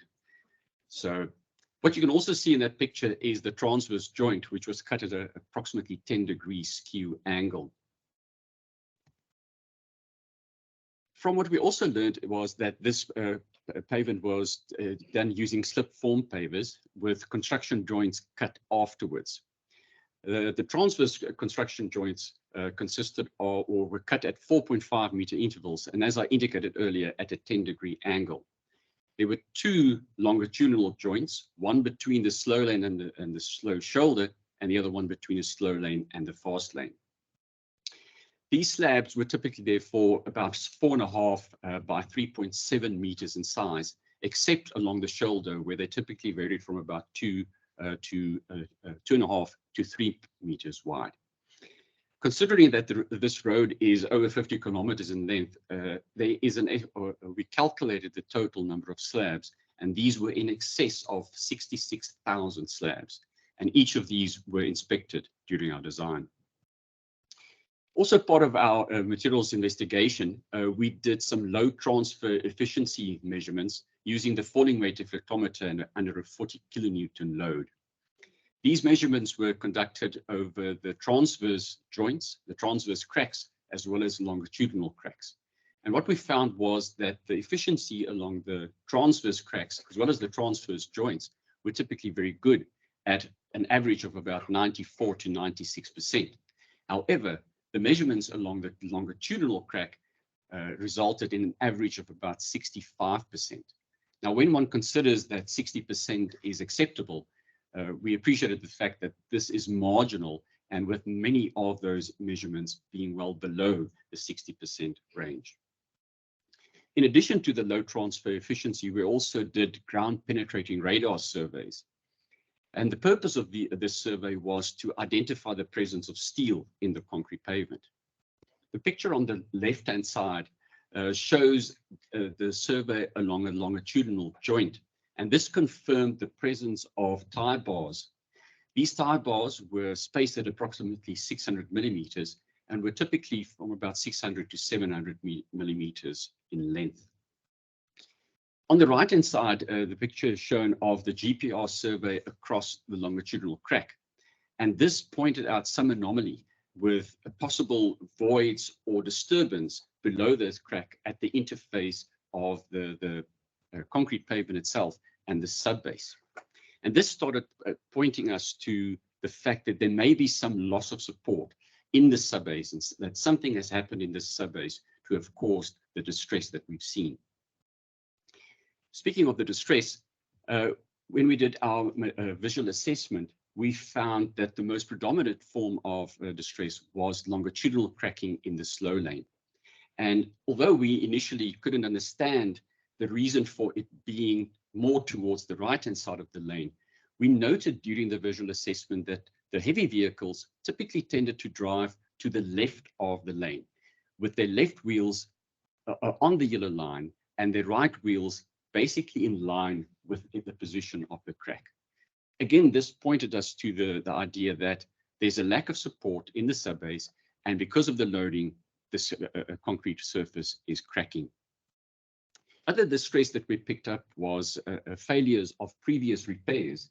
The one shown in the picture is a narrow strip repair that failed, and I don't know if you can see it, but what was visible is the reinforcement at a very shallow depth in that particular failure. Something else that we saw was D-shaped cracking and D-shaped edge break along transverse joints. And lastly, we also found some corner breaks and corner cracks, but these were typically fairly shallow and therefore made us think that this could be done as a partial depth repair. So in the end, we identified the failure mechanism of the pavement to be a loss of support in the subbase and causing cracking under loading. And based on this, we had various repair options, which consisted of full depth slab replacements, as well as full depth strip repairs, together with some partial depth repairs. However, when we got to construction, we found something very different. The first thing that we found that when we removed some of the slabs was that the sub-base was very much intact with very little or minimal raveling. The tender, and as part of our design, we allowed for the replacement of some of the C4 subbase, of the C1 subbase with C4 or alternatively lean mix concrete. The contractor opted for the lean mix concrete, which also provided a good support, a uniform support, and also minimized the effect of the loss of compaction that you typically get when you have to compact near the edges or in corners. However, this challenged our view during construction that the cause of the distress was in fact a lack of support from the subbase. What we also found was that longitudinal cracks started to develop in the slabs adjacent to those that were removed. The typical process that the contractor followed was to cut the slabs into 4 pieces for ease of removal. These cuts extended into the adjacent slabs to ensure that they are completely loose and can be removed. However, when they returned on some mornings following that, they found that the cracks, longitudinal cracks, started to develop at this cut that they made the previous day. So this indicated to us that there is definitely some form of stress release or relief that is happening in that pavement structure. 2 more things that we identified after removal of slabs was, number 1, the fact that the tie bar diameters varied. The tie bar diameter along the slow lane joint was 16 millimeters, whereas along the fast lane joint, it was 20 millimeters thick.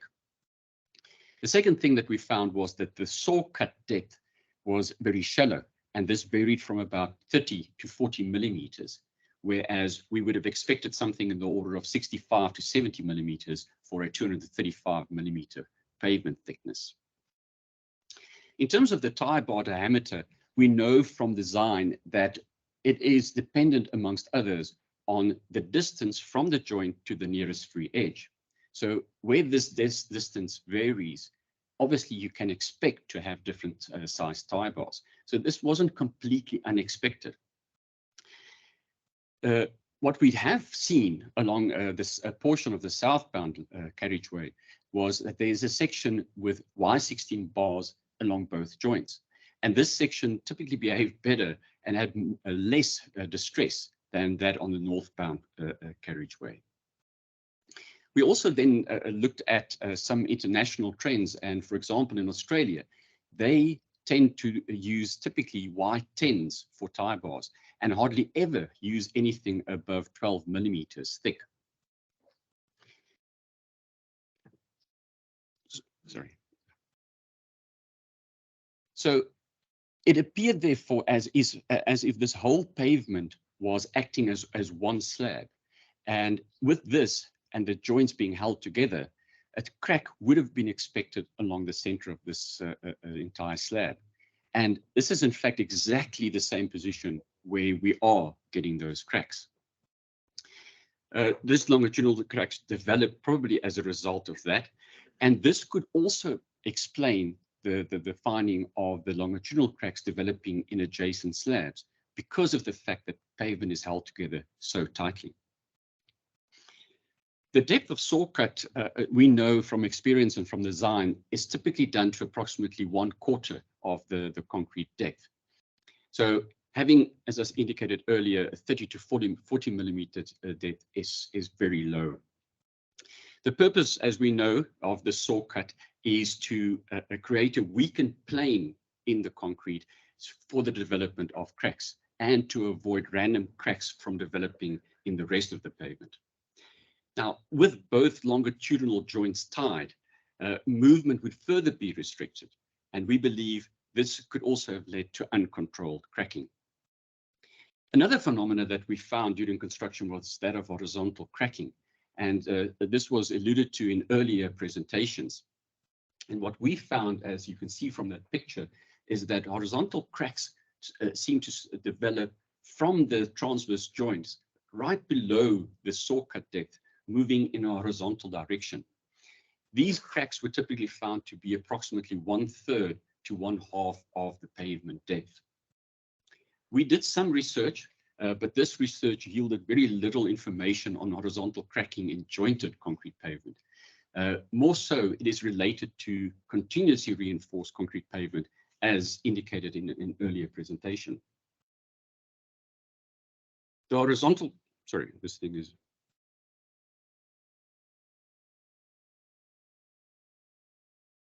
Apologies for that.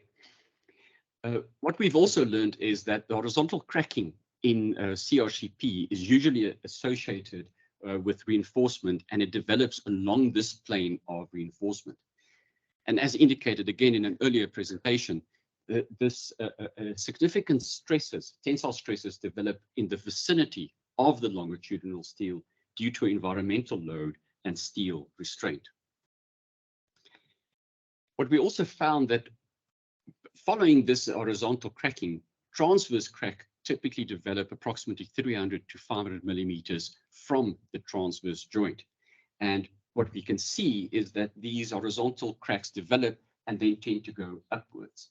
And we believe that this can probably be due to the shallow depth of the saw cut.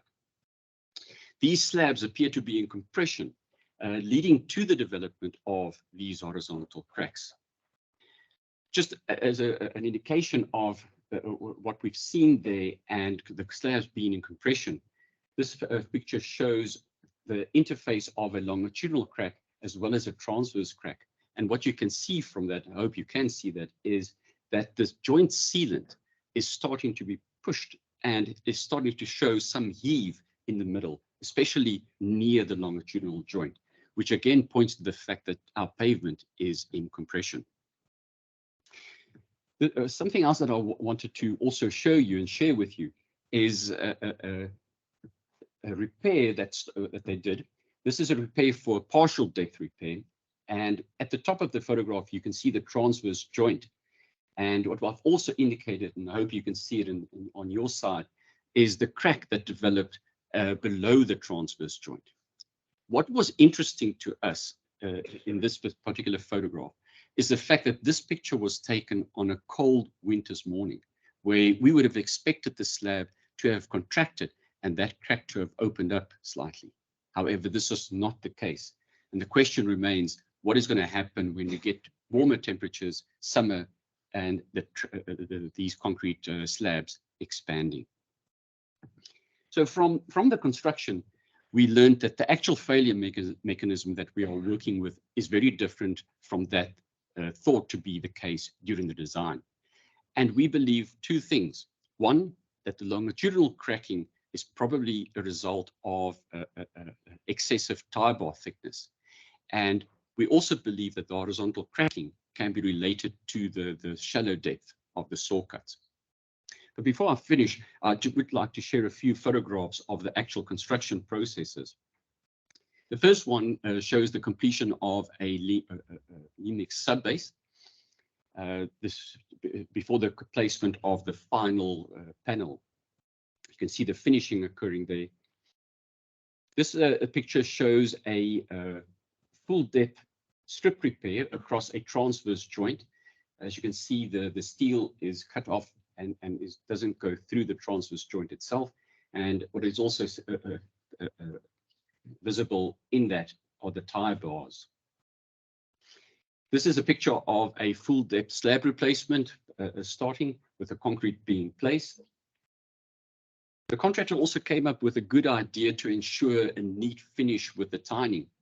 They use something like a floating beam to make sure that the tining tool is kept close right against that beam to ensure a straight line. What we found during construction was that after some time, these grooves started to fill up and to close up, especially after the application of the curing compound. The subcontractor went and replaced the tining blades with slightly wider blades, and this sorted out the problem completely, and we ended up with very good grooving. This picture shows a completed panel or panels following grooving as well. Another part of our construction is the joint replacement, and I'm only going to spend one slide on this and then I'll finish off. In total, there's more than 450,000 meters of joints to be resealed on this project. The process followed consists of reaming the joint, followed by the installation of a backing cord, and then the joint sealant itself. And on our project, we use Dowsel 890 SL silicone sealant.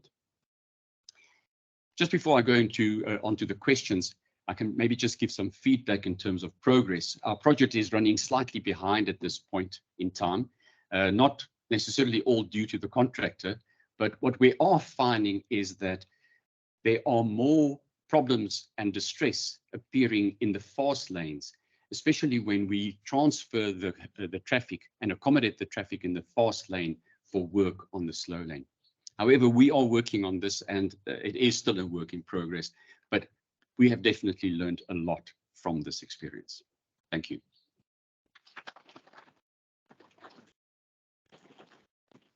Thank you, John. Are there any questions for John? Here, you have a question. I could hear you. Sorry, John, just to clarify, the typos, were they at the shoulders and in the center? No, they're along the two longitudinal joints, yes. Yeah, so they're in all the longitudinal joints. Yes. And then secondly, did you do any assessment if there was any bonding between the concrete and the C1? C1 is almost concrete. No, we didn't do anything like that during design. No, thanks. Thank you. Any other questions from the audience? Any questions online? Just a comment, the running quality is excellent. All the best. Thanks, Herman. I'll convey that to the contractor. Okay, Basil, are you online? Or Jabu, can you assist us with any online questions? If there are none, I thank you so much, John. And also, thank you for getting us through your technical difficulties. It was during the planning, I was trying to fill in those awkward moments, and I was Googling some jokes, but I couldn't find anything complete. Actually, I'm sorry, there is a question. I've been trying to unmute myself. No problem. Okay, the slide you had with regards, okay,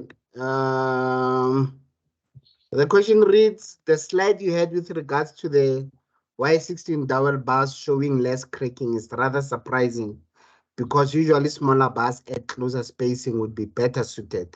Can you comment please on the possible reasons why the double bars with Y16 seem to perform better than the areas where Y10s were used? Thank you for the question.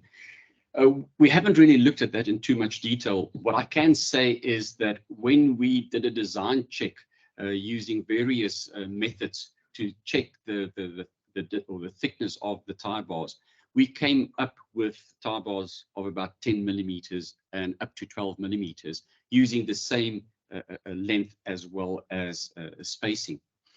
The fact that the section along the southbound carriageway with similar tie bars showed less distress, we're not 100% sure, because we still believe that the Y16 bars can also be considered quite excessive.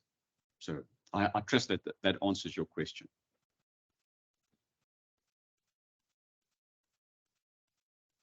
Perfect, thank you. Let's all give him a round of applause. Thank you.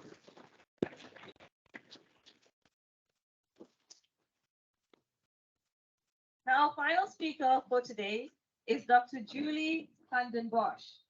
Van den Bosch's research area includes cementitious materials and the design, analysis, and rehabilitation of pavements. Her primary research interests are in the area of cementitious materials and the design, analysis, and rehabilitation of concrete pavements. Most of her research pertains to the advanced characterization of materials and the coupling of experimental and computational modeling. Speaking to us today on the feasibility of employing triboelectric energy harvesting in unbound concrete overlays, let us welcome Dr. Julie van den Bosch.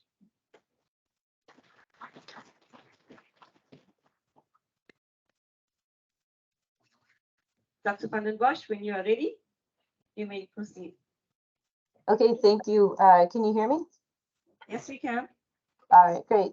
Thanks to Brian and the committee for allowing me to present on some fun work we're doing here at the University of Pittsburgh. We greatly appreciate the opportunity. I'd like to acknowledge my co-author, Zachary Brody, who's a graduate student here at the University of Pittsburgh, and my colleague, Amir Alavi, who does a lot of work in metamaterials and multifunctioning materials. Here in the United States, there's a large amount of unbonded concrete overlays being constructed. And so we have some deteriorated concrete pavements with our aging infrastructure. And it could either be a concrete pavement or a composite pavement where we have a concrete pavement that has been overlaid with asphalt.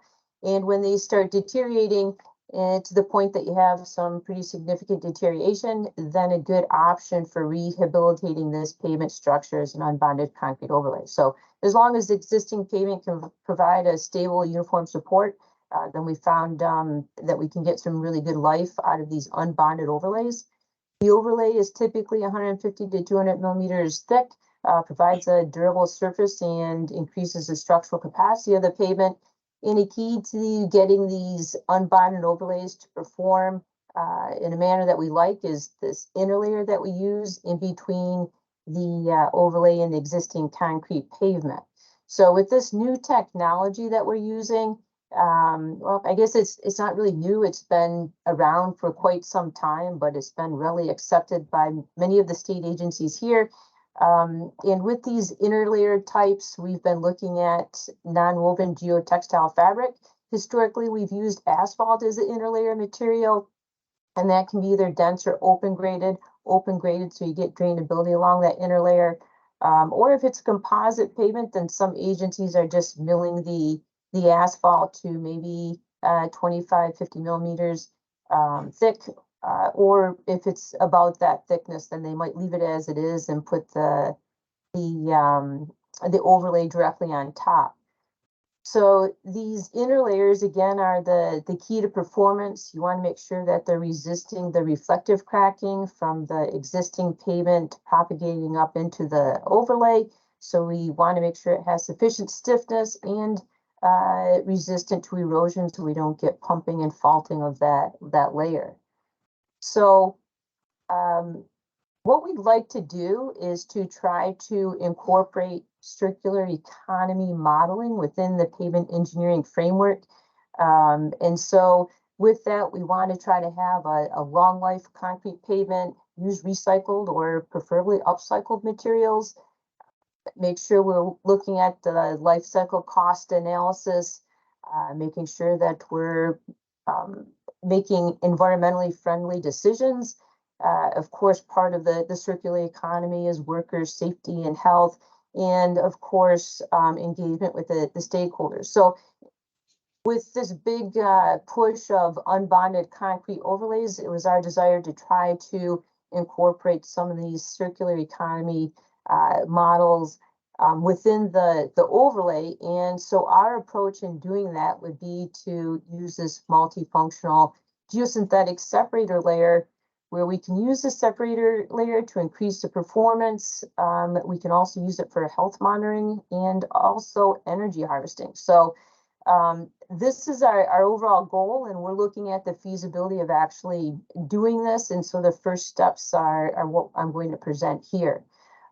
With respect to how this ties into the circular economy benefits, of course, we have the inner layer that's going to extend the life of the existing pavement. We want to make this inner layer from recycled plastics, so we're upcycled material usage. The ability to harvest energy then reduces the life cycle costs with respect to the energy that we would have to buy throughout the life of the pavement. This would be clean energy because the energy would be generated by the deflections created from the vehicle traveling over the roadway. We can also use it for health monitoring by looking at the change in energy over time and tying this into the need for maintenance in a timely manner. It's safe to install. And then, of course, getting the stakeholders, the suppliers and contractors would be a component of this as well. So this was our idea on how to get circular economy benefits incorporated into these overlay structures that are quite common within the United States. So specifically, our approach for this is to use the separator layer, this geosynthetic separator layer for the energy harvesting. So the mechanical excitation then will generate the energy, which can then be stored with the energy harvesting kit. And then we can use this to power electronic devices along the road. So the technology, excuse me, that we're going to attempt to deploy would be the triboelectric nano generator that are, excuse me, currently becoming a point of interest within the materials world. And so what this does is you are able to generate this triboelectric charging by the friction between two different materials. And so the amount of energy or the power density, if you will depend on the polarity of the chosen materials, and then also the distance between the materials. So our goal here is to look at the feasibility of using these tanks within the overlay structure to see if we can generate sufficient energy to power signs along the roadway. There's different types of tanks that are available with different modes that you can use, sliding, tension for maybe like a rebar. What would be most appropriate for this would be the contact separation mode. So you have your two different materials, and when you compress it together, the friction is generated between the two materials, and therefore you have your triboelectric charging that takes place. So when we do this, we're going to stick this in between the existing concrete pavement and the overlay to serve as our inner layer, our separator layer. Again, the compression that's generated, and that's why it's nice to have this specific type of structure, because you have a relatively stiff existing layer and then a stiff overlay so that the compressibility works. So again, the whole idea of the tank design, and there's two components of this, of course. You have to design your tank by selecting the appropriate materials that you'll use, your two different materials. And then also the distance between the materials and how much you're going to compress it then will control or dictate the amount of energy that's generated.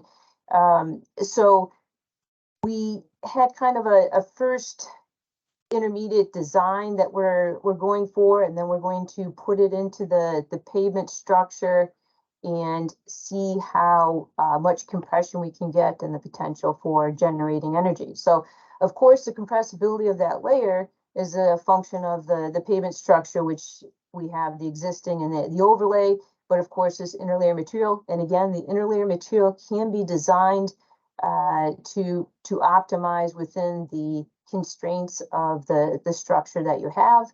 And then we have to look at what the compressibility will be as a function of the vehicle loads that it'll see, but also the temperature moisture gradients that are present throughout the life of the structure will influence the compressibility as well.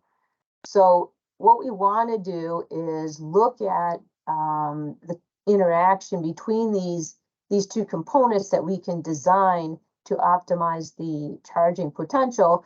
But our first effort here is just saying, okay, well, if we have these specific materials and looking at this within a pavement structure, then are we even in the right ballpark where this might be a feasible approach?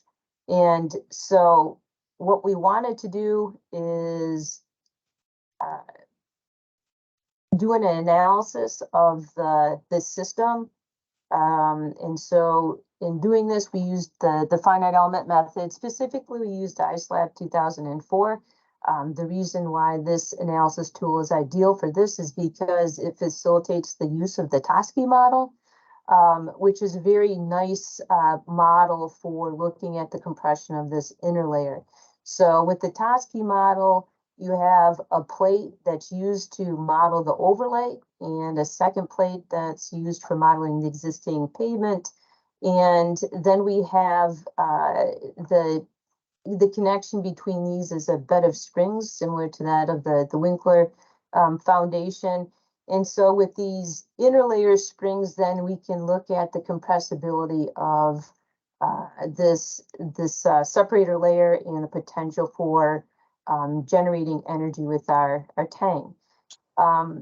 I should mention too that with these interlayers, of course, knowing the stiffness of the spring or the stiffness of your tang is needed, and we did some preliminary laboratory work to establish this value. So that's what was used within our model here. And then on the support conditions underneath the existing pavement, we just modeled that as a Winkler subgrade. So we're looking at different loading conditions, again, with respect to vehicle loads, but also the interaction between vehicle loads and temperature and moisture gradients. We looked at the moisture gradient as an equivalent temperature gradient. So we'll talk about this with respect to a total temperature gradient, which we're capturing both the temperature and moisture as an equivalent temperature gradient. So with this, we looked at different loading systems. We looked at a single and a tandem axle load. The parametric study we performed was looking at two different structures, one that would be more suitable for a low volume road and the other more suitable for a high volume road. With the high volume road, it was assumed that there'd be dowel bars, and so there was a 90% load transfer efficiency modeled across the transverse joints going perpendicular to the direction of traffic, and then 50% for the transverse joint of the low volume road. And that was just to simulate aggregate interlock without the use of a dowel, which might be a little bit more common for a low volume road in the United States. And regarding the load transfer across the longitudinal joint, the lane shoulder joint that is going parallel to the direction of traffic, with that, that load transfer efficiency, we assumed it was 0. So that would be more similar to an asphalt shoulder along the edge. And then the slab lengths, we varied a little bit too, assuming that you would have a shorter slab and a thinner slab, so therefore a shorter slab for your low volume road.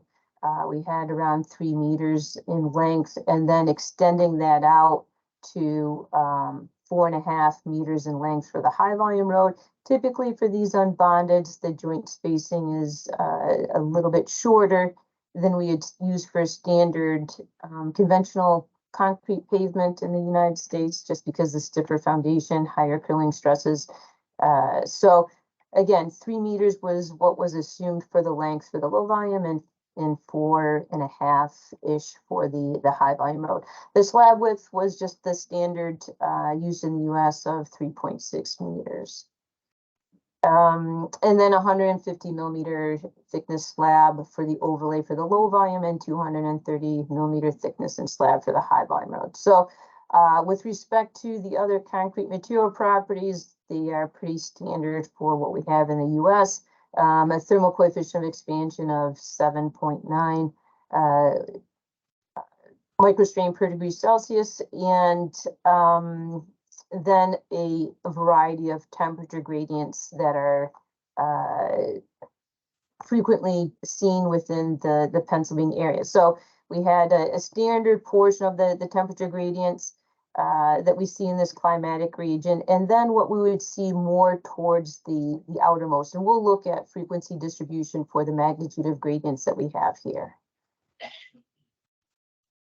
So the first thing that we did was generate some heat maps so we could look at the overall area. We looked at different loading conditions and combinations with the different axle types and gradients to see, where the critical load would be located for each gradient condition.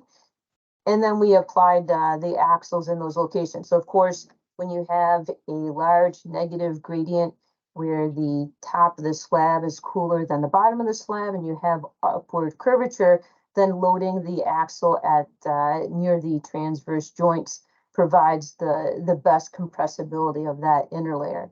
And then on the opposite end, when we have a positive temperature gradient in mid-afternoon, early evening, where the surface of the pavement is much warmer than the bottom of the pavement, then if we have a mid-slab loading for the axle, that's where we're going to get the largest amount of compression. So for the single axle, we used an 80 kilonewton load, and for the tandem axle, we used 160 kilonewtons.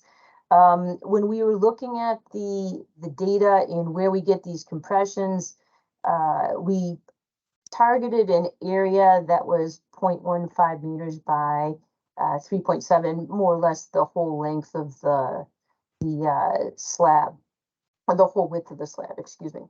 So we're focusing in on these areas, and when we're trying to generate energy, it's not only the magnitude of the compression, but the area over which you're generating the compression that's going to contribute to the total amount of power that can be generated. So when we looked at these different structures, looking at both the single and the tandem axle, we found that the amount of compression within each layer, in these whisker plots, of course, are quartiles with the max and min indicated, the line being the median, and the X was added to designate the mean. So with these, you can see that what we're generating with compression. In general, we want to try to target above 0.3 millimeters to get into the area where we can get a sufficient amount of energy generated. And so it took these large negative gradients to get us into that range. One thing you'll note too, that again, with the large gradients, it didn't matter if it was a tandem or a single, the compression that we achieved was similar. When you have not much of a gradient generated, then you did see a bit of an uptick in the compression generated with the tandem over the single. But again, these are still below what we would consider sort of our threshold value, our desirable threshold. So if we look at the different pavement structures and how much compression was generated within these pavement structures, on the left, you'll see again with the larger gradients that were giving us the range of compression that we desired. You'll see that there was a little bit of an increase in the thicker overlay. Again, this is equivalent gradients, so there would be a larger temperature difference for the thicker slab to achieve the same gradient. So that, of course, is going to contribute to the increase in compression. With the lower gradients, again, you didn't see much of a difference, and all of those are below our desired threshold. So the peaks are one component, but as I had mentioned, there's also an interest in the total area contributing to the energy being generated. And so when we look at these tributary areas, so for each node, separating that region as a representative of that compression area, then we can look at the amount of area in that 0.15 by 3.7 millimeter region that I defined earlier. So looking at the percent area that are with in these different achieving these different degrees of compression, you can see that through this bar graph here, which has the axle type and the overlay thickness designated with each breakdown into the different gradients and the compressibility achieved. So as you can see, again, with just the very large temperature gradients, we did achieve the desired level of compressibility where we could generate energy. And that was for all the axle types and overlays. But other than the 230 millimeter overlay where we did see a little bit in the positive gradient area as well. We still aren't seeing the amount that we want. Again, everything to the right of this 0.40 is really where we're trying to target. So then we think, okay, well, if we're only going to be able to generate the energy at these larger gradients, how frequently do these gradients develop of this magnitude? And so we did a temperature analysis based on the climatic conditions here in Pennsylvania and simulated a year's worth of gradients that would develop and at 15-minute intervals, and then looked at where we would be with respect to how frequently we would be able to achieve these large gradients. And so if you look to the left of the dashed line on the left and to the right of the dashed line on the right, then those would be the points in time when we would achieve the gradients needed to get the compressibility that we want. So with the particular design that we targeted first, we found that we're going to have to decrease the stiffness of the tank, increase the compression or the distance of movement that between these two materials that would generate the friction, and increase the resistance as well to get the amount of energy that we want from this particular tang. So in conclusion, we have these interlayer compressions that we saw with the different axle types. It looks like there's potential for this technology. We did see compressions that are greater than 0.5 millimeters. Over 50% of the area that we defined, unfortunately, doesn't occur frequently enough in the Pittsburgh area. So we'll have to look at redesigning our tank to make it more efficient, to be able to accommodate the compressibility that we can generate within these climatic conditions and loading conditions. The other thing we want to look at is different types of pavement structures that we might be able to deploy this type of technology in. Again, there's different modes, if you will, of tanks. So, while we're focusing on the compression, which is kind of a natural selection for these unbonded overlays where you have two stiff layers that you can get good compressibility within that inner layer. There's other pavement structures that might be more favorable for a tensile mode of failure or other option for our tang.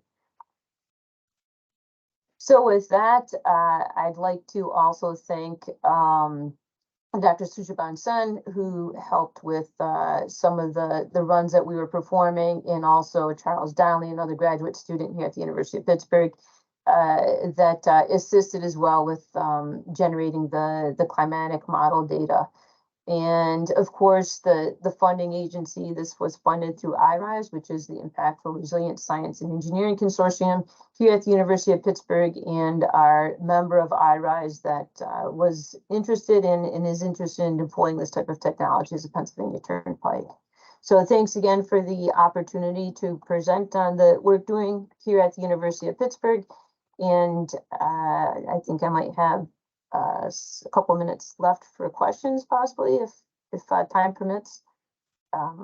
But you can contact me at this email address, and more information on work we're doing here at the website. So thank you. Thank you, Dr. van den Bosch. Do you have any questions in the audience? Right, I think everyone's mentally preparing themselves for the cocktail function. Anyone online? Okay, if there are no questions, I would like to thank all of the presenters. We thank all of the presenters, Dr. Peter Taylor, John Hodgson, and Dr. van der Bosch for giving up their time. Is there a question? Is there a hand raised? Yes, there is a hand raised by Carla. Carla? So my question relates to the existing concrete pavement and then the overlay in terms of the joint alignment. You mentioned something along the lines that the joints would not line up with one another. Can you maybe expand on that? I'm sorry, what was that? So in the two concrete pavements, you have the underlying pavement, the existing one, and then the concrete overlay that you do, in which you said you have, if I remember correctly, the joint spacing would be different between the two pavement structures. Other than the concrete pavement being thinner, the overlay, what would be the reason for that? That's exactly why. In general, a 15-foot overlay of this type would be relatively long. We tend to try to keep it between 10 and 12 feet because the underlying support layer is so stiff that, you know, we want to make sure that the curling and warping stresses are sufficiently small that we are able to achieve the long life that we do get from them. So the thinner overlay then would tend to have a shorter joint spacing. Okay, thank you. Thank you, Carla. Any other questions online? Jago, we good?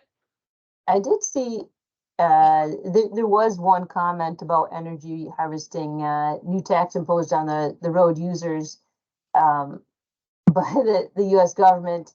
Can't create anything, but you're kind of, you know, consuming more fuel for this. And I would think though that even with this unbonded concrete overlay option, it would be more fuel efficient than an asphalt alternative. So maybe you are, but the stiffness of these inner layers are pretty comparable to the stiffness of what the inner layer would be just to prevent the reflective cracking. So it's not like you're changing the fuel consumption characteristics with this particular energy harvesting method, as opposed to any other type of inner layer that you would use within there. Okay, thank you. Thank you so much. Ladies and gentlemen, let's thank Dr. Peter Taylor, John Hodgson, and Dr. Van den Bosch for their time and for sharing their experiences and us gaining knowledge from them. Thank you. Thank you, everybody. Thank you. We hand over now to Krishna, who's just one conclusion away from our evening function. Krishna?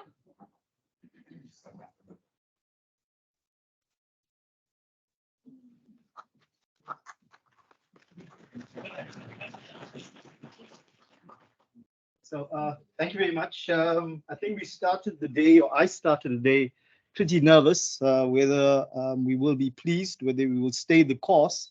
That's the speakers and ourselves and the people online.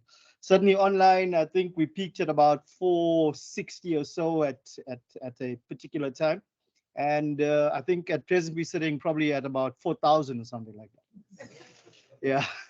And to the speakers as well who joined us, really thanks to Brian for making certain that the time zones kept the energy up. We've started off with a different time zone that's down in Cape Town.